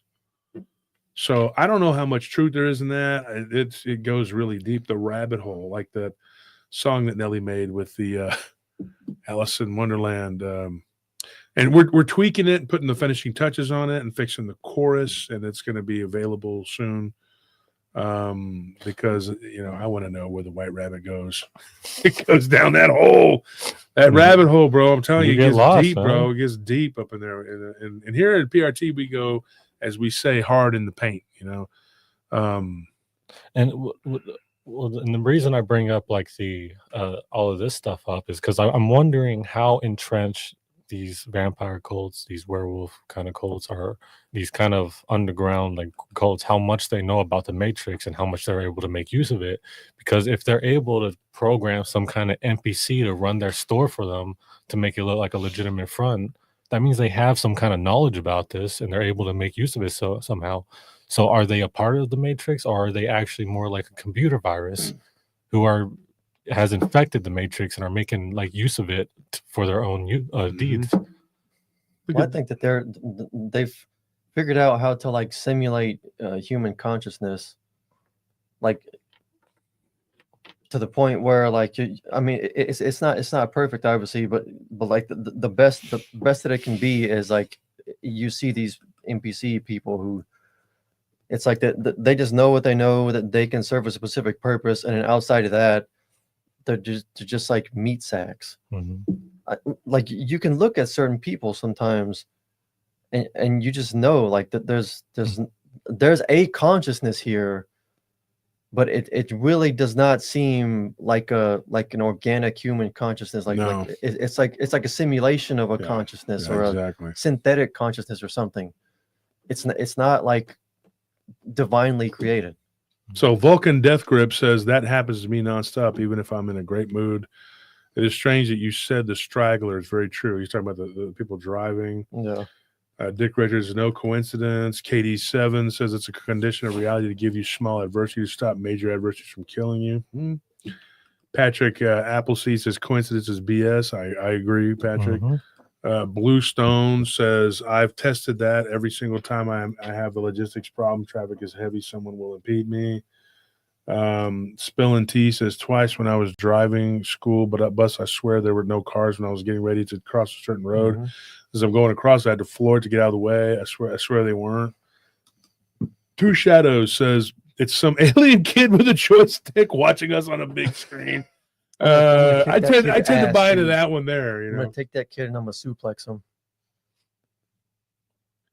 Cooper Young says all of this is how good things happen for me. Well, that's good for you. This is books here. Let's see here. They're called mom and pop stores. Well, Yeah, some of them, but yeah, who knows what they're really doing here. Here's Yeah. another weird one.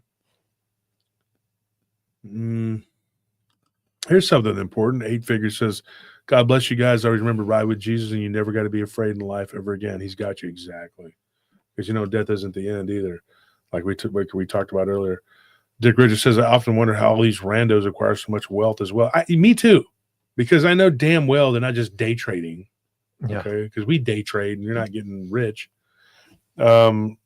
Appleseed says, hey now, high price books can be. Yeah, but I went in there with this to talk to this guy one time with the place that does the resoles or whatever. And they do a lot of shoes and stuff like that. And I was just like, really? But when I tried to talk to them about resoling my shoes, it was too expensive. And so buying a pair of boots or shoes is actually cheaper. Mm-hmm. Doesn't make any sense. So I don't know. And but David Buckhold says money laundering. There you go. And then 00 says my town has a Radio Shack. That's cool. There's only like 38 of them in the entire country. Damn, I thought they went extinct completely. No, they're still around. what I want to see is a Blockbuster. Those are extinct. There's one more up in Oregon somewhere. I think. It works both ways to attack. Yeah, there's one more. Attract irritation or good fortune.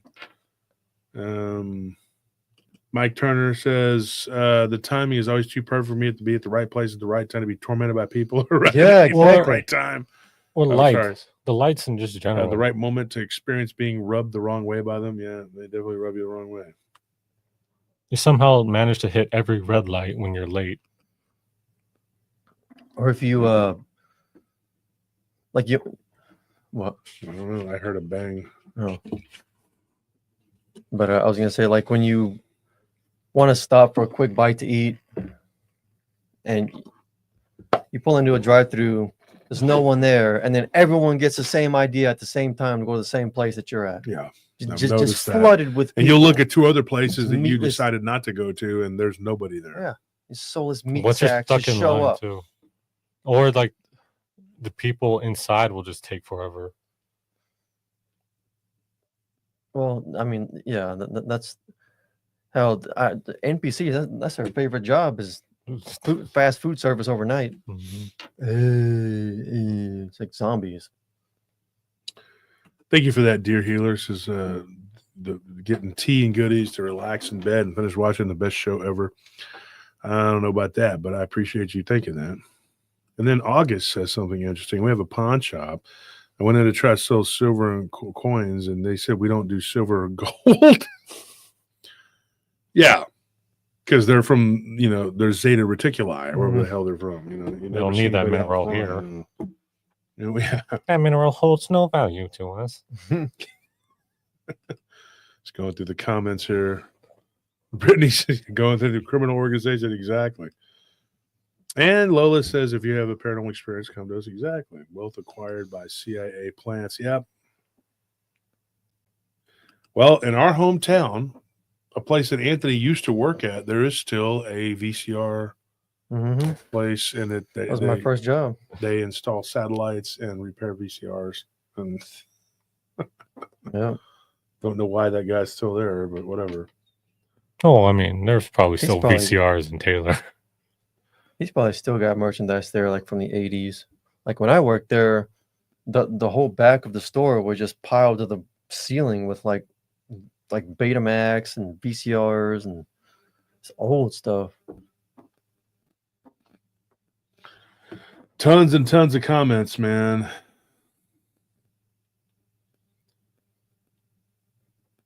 Yeah, this is crazy. Soundproof rooms, hidden buildings, underground chambers, and things disguised as something other than what they are. Yeah, it goes on and on and on. Lawrence Morgan says creep showish.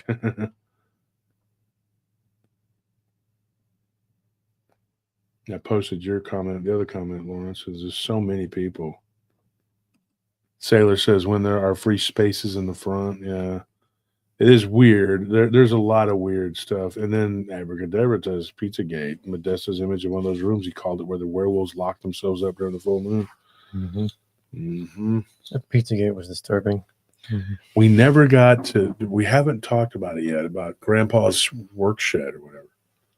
Oh, that yeah, story, that story. dude. That was from Czech Republic. No, not Czech Republic, Slovakia. Mm-hmm. The guy from Slovakia. We need to get into the.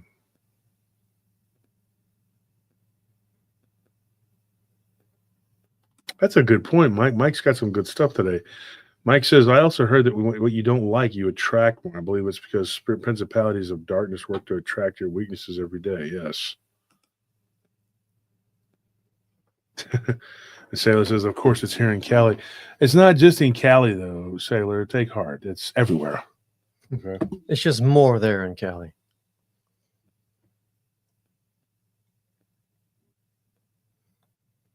What is this? KD7 says, yes, at Capitola Castle, Lost Boys movie, had wolves or werewolves down below there where there are stairs that can go deep. They get real upset when I took a girl there to go look around. Whoa.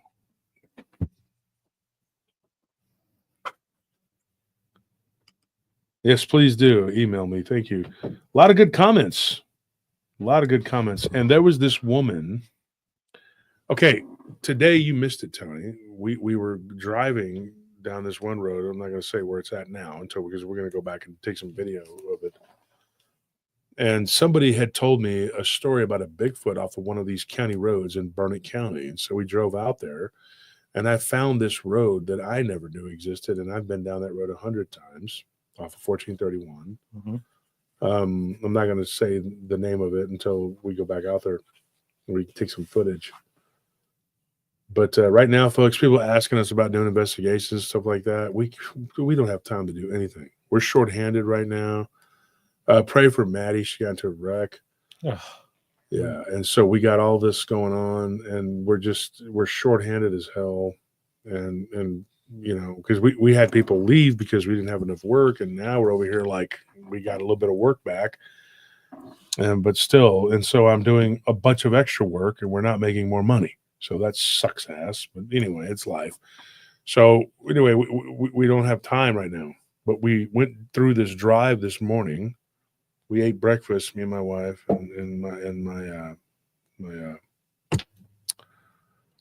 me, my wife, my best friend, and my nephew. We all went down this drive after we ate breakfast, and we were up this morning for a while. And so I had never seen this place. I didn't know it existed.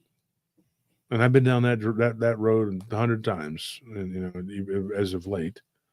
Never saw the turnoff to this place, nothing. I was like, what is this? Where does this go? So I turned off, and it takes you to this whole back trail. It was weird. Like, and I'm thinking, has this always been here? And I just didn't see it. Mm-hmm. You know, like, I mean, as much as I've explored, you know, in these regions, and it is literally Bear King country, you know, like that is literally where the Bear King stuff should be. And so, and you can see it too. Like you can see the sides of these big hills, well, small mountains, big hills. And you can see where the entrances would be to these caverns, you know. So when you look at it on a map, you figure out that it's real close to where they found the runes, you know. And it's very odd. I mean, and I see the creek, you know, where on both sides, you know, and you're sitting there going like, this is weird. How did I not see this before though?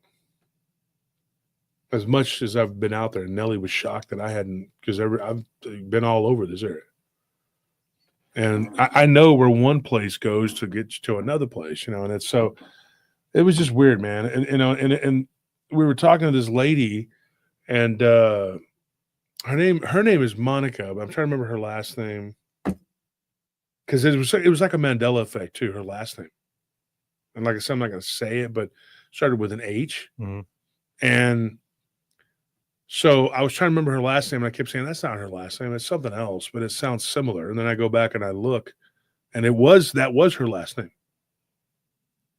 And I talked about this morning with the guys and with Nellie.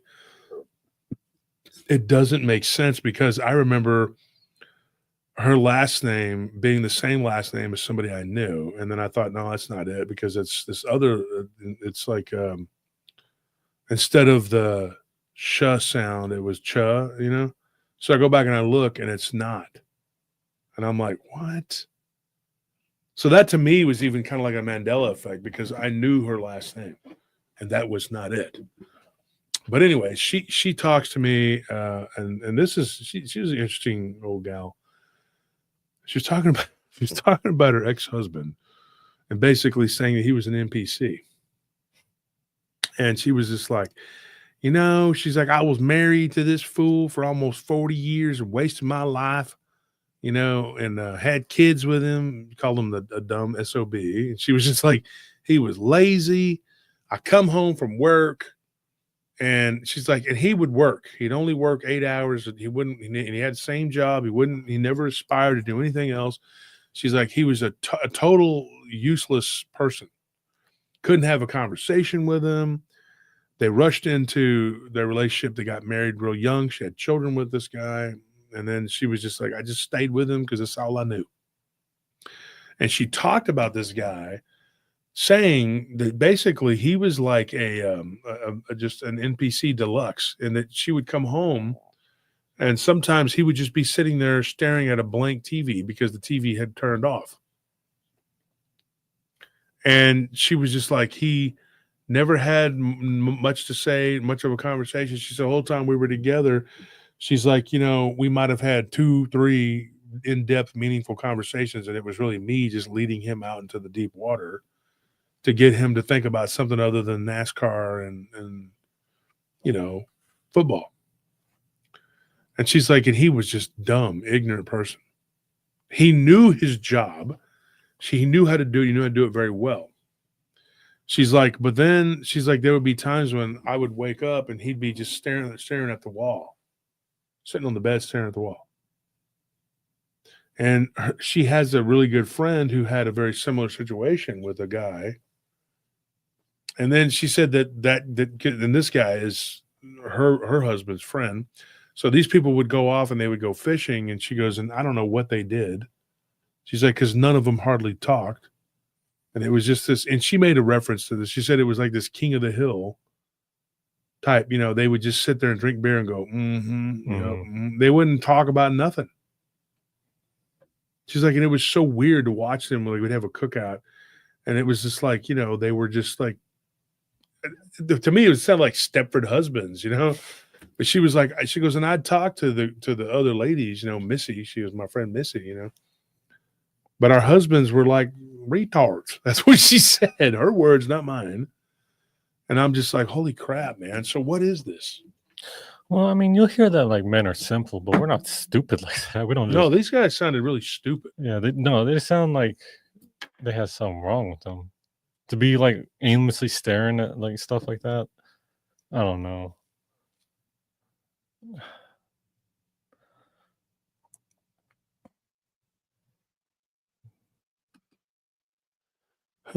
Patty says, I was broke, had a friend turn up and owed me money. Came to pay me, had not seen him for 12 months. It's like the law of attraction. I've had to work 3 times. I can 100% factual. It is a simulation. Yeah, probably.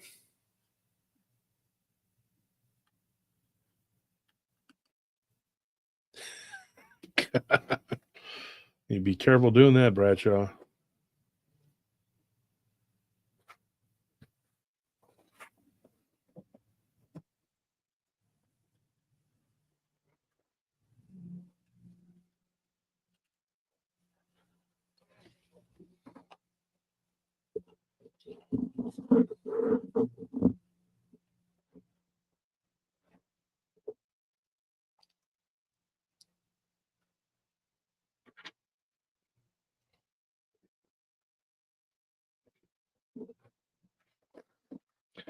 Oh yeah, dude. Yeah, send me that text, one of y'all, so that we could talk. We'll do that story about the shed.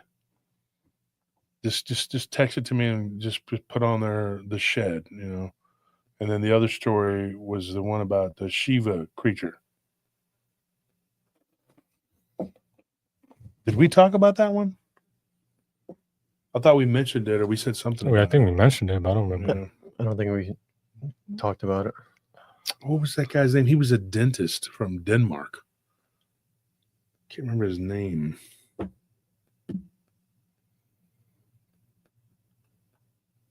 Yeah, that was an interesting case too. Anyways, folks, it's time to go. You know, I'm reading all this neat stuff here. Terry Nedzevkas, Terry Nedzvegas became a member. Congratulations on becoming a member. Anybody else want to jump in and be a member so you can be entered into the giveaway? Oh, yeah. And then Zach, you're talking about Zach that had the Bigfoot story. And then we have another, we have a Goatman story too. Send me Zach's Bigfoot story. That was another one.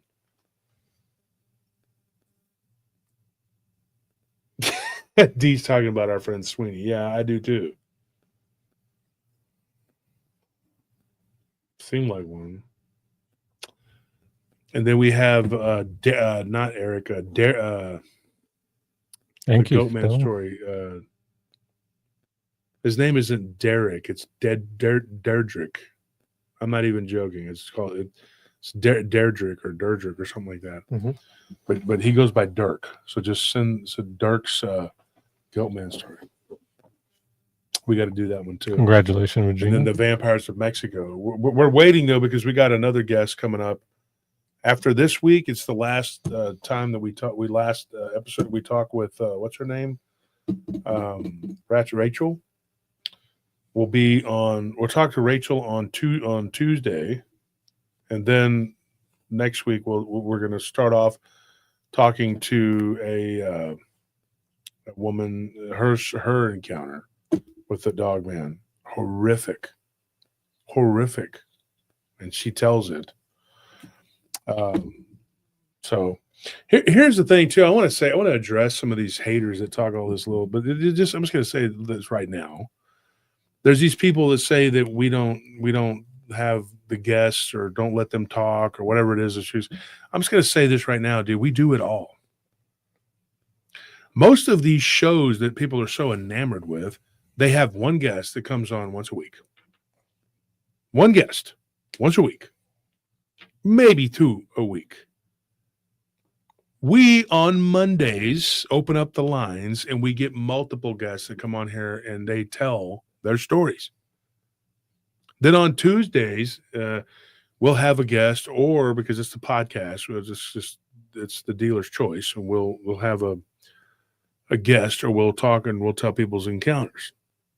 Then on Wednesday, you get the same thing as Sunday. You get this, basically two of these shows a week. Then on Friday, you get a guest, right? And then on Sunday, you get this. So this week, you literally are going to have a bunch of people telling their stories on Monday, multiple people. Then you're going to have someone telling their story on Tuesday, right? Then you're going to have someone telling stories, things, whatever, on Friday, right? So literally like 3 times in the week, you're getting people telling their encounters. So people say, well, I like how people tell their encounters themselves. You get that. But you also get me telling people's encounters too. So you get us because we're doing a ton of work and you're getting all of that. So people lose sight of the fact of how much work we do. And I could dare say we're underpaid big time for the amount of work and content that we produce. We do it all. And it's not just you guys. It's the freaking constant mass reporting by these dickhead channels who are just basically destroyed, but they have nothing left to do but just to attack us. And they destroyed themselves, you know. But you got to realize, man, thank you for that donation. Who donated that? That is Shadow Furry. Yeah. Shadow Fury, whatever. So, you know, thank you for that. So you go and thank you to everybody who donated. Thank you for that, guys. You have all these different people telling their encounters. You have us telling other people's encounters. And so what do you want? What do you want? And don't tell me how to talk to certain guests because I have to. Because I know the guests. Okay? Now, Macklin was somebody I didn't know, and I didn't know a whole lot about him. But we had a lot to talk about. And when you have 3 hours, why are you bitching? You're not going, there's no commercial break here for me, other than the ones that are slapped on by the tube. after we make the show. So show up for the live stream and quit bitching. How about that? Or don't comment, because your comments are going to be removed. You're going to be banned. You'll never be able to comment with that account again, because we're not playing around. I'm sick of the negativity. There is no damn reason for you to have negativity unless you're just a hater and you're jealous, which most of these other YouTubers and podcasters are. They hate us because they ain't us. And you know what it is? They're mad because we put in the work. And they're too damn lazy and inept and stupid to do it. And we don't need anybody. I've said that before. We don't need it. We don't need anybody. Well, plus, if you step into our house with that negativity, you're vastly outnumbered, and you're gonna have a swarm of bees just all over you immediately. Hornets. And then you're gonna be sitting there feeling sorry for yourself. Oh, I got attacked over at PRT. All his people attacked me. Well, okay, yeah, maybe they did. Don't start shit. There won't be no shit. Very simple. Because the paratroopers are a tight knit community. We're all winners here, so we don't even know what it's like. We're used to winning. You step in this house with that negativity, you ain't gonna win. You're gonna lose, and you're gonna be sitting there throwing yourself a pity party like a little pansy. Okay, don't do it. Don't pity monger. Do better. Yep. Do better. You better. Terry says, Wolf, you're the best. I'm happy to be part of this group. Well, Terry, welcome to being a member. Welcome to the cult. So I'm choosing you tonight for the giveaway. So Terry, I saw that you had just signed up. So we're not playing. We're for real. So thank you for being a part of what makes PRT what it is. And for sure, we do the giveaway. Pick somebody else. When somebody else want to win, say you want to win, and we'll pick you. Ooh. Oh, dang. Shadow Fury just said, what's up? Thank you, Shadow Fury. One of us. One of us. Shadow Fury, if you want something, be happy to send you something too. I know Rita donated money too, big $100 there. But Rita, I think we've already sent you stuff, but if you're not, whatever, if we have anything left over from the tumblers or whatever too, Rita, hit me up for sure. And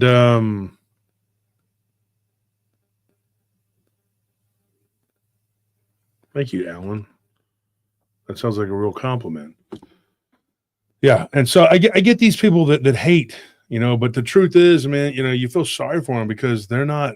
It's like they don't even know what good pizza is. They'll eat a Totino's and think that's the bomb diggity bomb, because that's all they've ever had. Yeah, you'll basically eat a microwave cheeseburger from Circle K and think that's gourmet or something. And they'll get a taco. Was it 7-Eleven mini taco? And see, Patty has a good point. He says we're spoiled, and that is the truth, but we take care of the paratroopers, man. We love our audience. We love people, man. And some of these people, they start talking crap and you're just like, you don't have 900 episodes to go look at. Yeah. And then people say, well, I want to learn this and that. You want to learn? Start and just go watch the show. And if I go on a tangent, and talk for 3 days, it still wouldn't take up all the time that you have to watch all these shows. So don't complain about me going off on a tangent or saying this or saying that. Fast forward if you can't figure it out. And if you could, just do us a favor and let the commercials play. That might help. That would go a long ways, folks. If you would just let the commercials play, let the ads play. We make sure that we don't stuff a bunch of them on there. We don't do that. The tube does. And we have to go through and change them. So, just let them play. And if you don't want to help donate or be a part of helping us grow, whatever you want to, then just do that much. Let the ads play. Because then that helps us with the revenue. Because we need the money to keep it going. So I don't have to eventually, just sell my retirement, which is I'm wearing around my neck.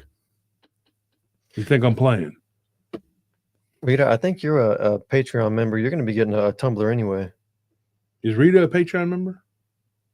I'm pretty sure.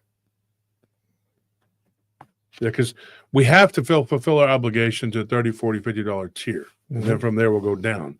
But if you are an admin, a moderator, if you're an admin or a moderator of this channel, you're getting one automatically. Mhm. You get whatever you want. If you're an admin or moderator, we have a group chat for you. We have a group chat where me and Nelly actually will talk to you in that group chat. Okay. And so you get whatever you want. You see a shirt or something that you like the hat, you want one of these, send me an email through giveaways or whatever, and just say, hey man, I'm this, I want a new hat, give it to me. And if you're a Patreon member on the $30, $40, $50 tier, same for you. Just tell me what you want in your swag bag, and we'll give it to you according to your tier. But if you're a $50 tier, you just tell me what you want. We'll make it happen. We're going to be introducing the new jerseys. We made jerseys, and this time they actually came out really good. Mm-hmm. And so we're gonna make it to where you can make those jerseys, but they're not cheap. They're about $100 to make. Well, they're about 70, I think. We're gonna sell them to try to make some money for the show. But I think that we're paying about 75 something, right, per jersey. Mm-hmm. All right, so we're going to sell them for $100, try to make some money off of them, whatever. But we're going to customize it for you so that you can have your last name. So you have to send it to us so that we can put the order in. And once we get like 10, 12 people, we'll put the order in and we'll customize it for you. And so that extra $20 that we're making really is just going toward the freaking time so that you can have a cool product, right? And we'll customize it and we'll let you use our logo, which is trademarked, by the way. So you're paying for that and then the name customization and all that.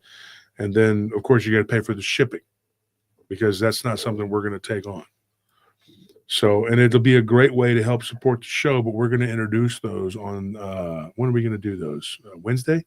Yeah. We're going to introduce those on Wednesday when Tony's back. Tony's only going to be on the show Wednesdays and Sundays. Yep. Busy guy. Yep, we're busy. We're all working like crazy, man. We're trying to get caught up, man. So we got a lot of people that we're trying to help right now. So Shadow Fury, send me your information. The thing is down at the bottom, giveaway winners. There it is right there. So you won, and so did. Thank you for that, Bradley. Appreciate that. Who else won? I can't say your last name. I don't want to butcher your last name. But yeah, I appreciate you becoming a member. I'll just say Terry because, I don't want to say your last name is Ned's. And then you're like, this guy can't even say my name. Mm-hmm. Yeah. So appreciate it, guys. Anybody else? Going once? Going twice? Going 2.5? Is anyone not won? I mean, has any member not won a giveaway yet? She said she's Lithuanian. Interesting. I would not have guessed that, even though I'm pretty good at guessing names, last names, people. Is it Pegasus? Oh, I see Nedzevkas? Nedzevkas? Oh, I guess. Might be like Nejvekas or something, because I know that the D and the Z, whenever they're together like that, it makes like a certain sound. Like Nej. Yeah. Nejvekas. Yeah, Ned's Vikas. Ned's Vikas. Okay.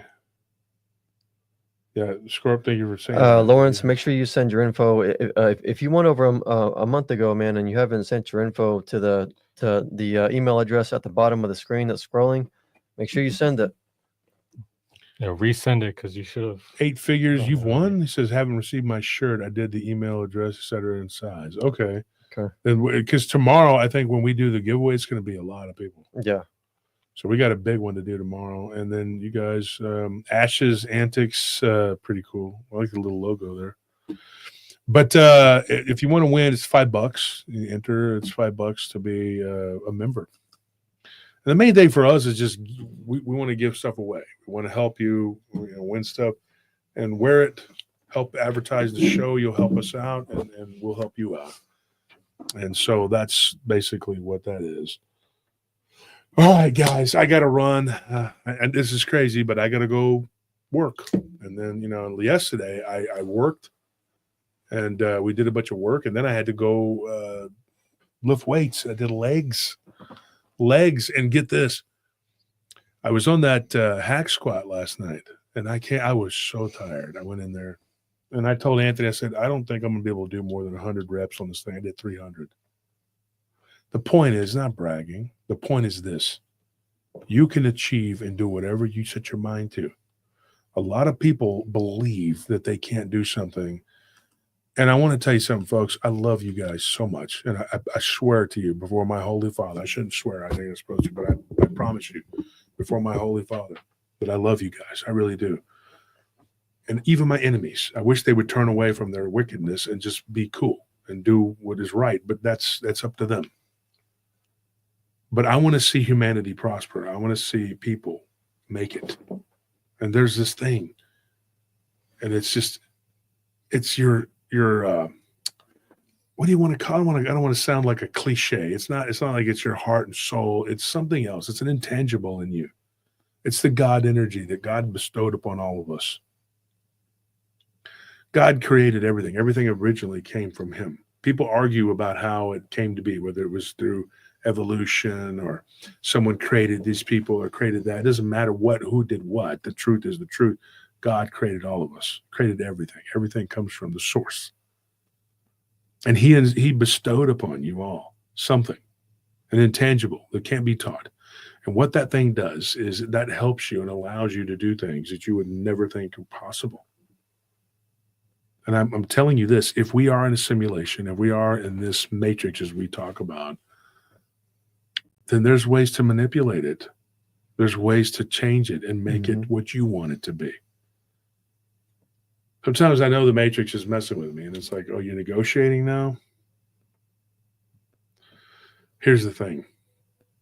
God is above it. God is above all of it. This box within a box within a box that we've been put into, that we put ourselves into more boxes, and, we're boxing. But I'm going to tell you this, folks. Never lose heart, because you are a child of God. You are a child of the Most High. You are a child of light. And whatever you set your mind to that is decent in God's eyes can be achieved. Last night, I prayed before I lifted, and I didn't think I would get through it. And I got through the workout, and I had all this extra energy, actually, believe it or not. I was so tired. And I ended up doing 300 reps instead of 100. Now, granted, I'm different. I mean, not everybody's the same. I'm different than you. You may be different. But know that you were loved. God loves you. Christ loves you. And he came to die on the cross for us.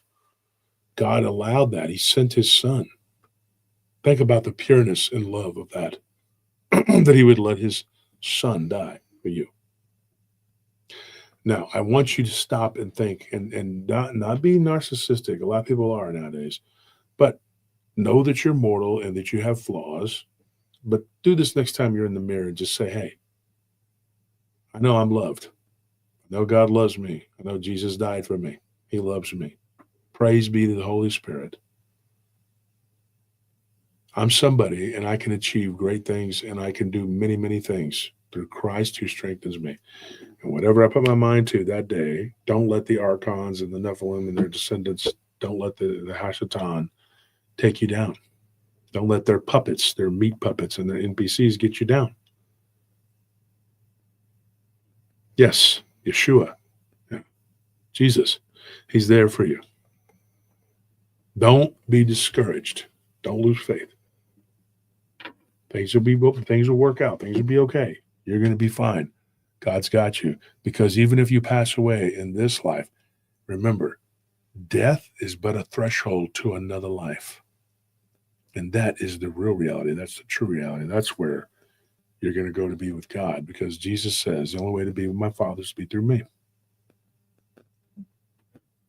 So there you go. Never lose faith. And if you're a paratrooper and you're suffering and you need to reach out to one of us. And if we can't message you back, we can. We're busy, whatever. But you got me, you got Anthony, you got Scorpion, Tony, Nelly, you got all of us. There's a bunch of us here And there's moderators and admins and people that do things, and everybody cares about this show, and they care about each other. We care about the people, and even the listeners care about the witnesses, and vice versa. I mean, these people reading some of those stories in that group. Oh my gosh, I didn't even realize how many of the main paratrooper stories were in there. We got a lot of work to do.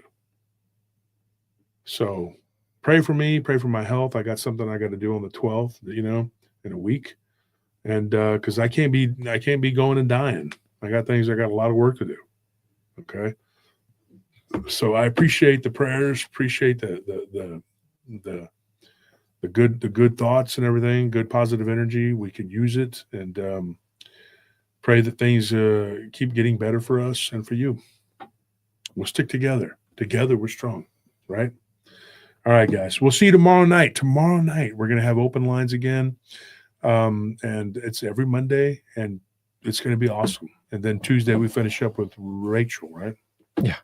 And it's going to be a great week. So you got Monday, Tuesday, and then you got Wednesday. I'll be back on Wednesday. You'll be back on Wednesday. We got a lot to talk about. All right, guys. Thank you for tuning in. We appreciate it. Thank you for all the love and support that you've all given us. Congratulations to the winners. You'll be rewarded. So thank you, and good night.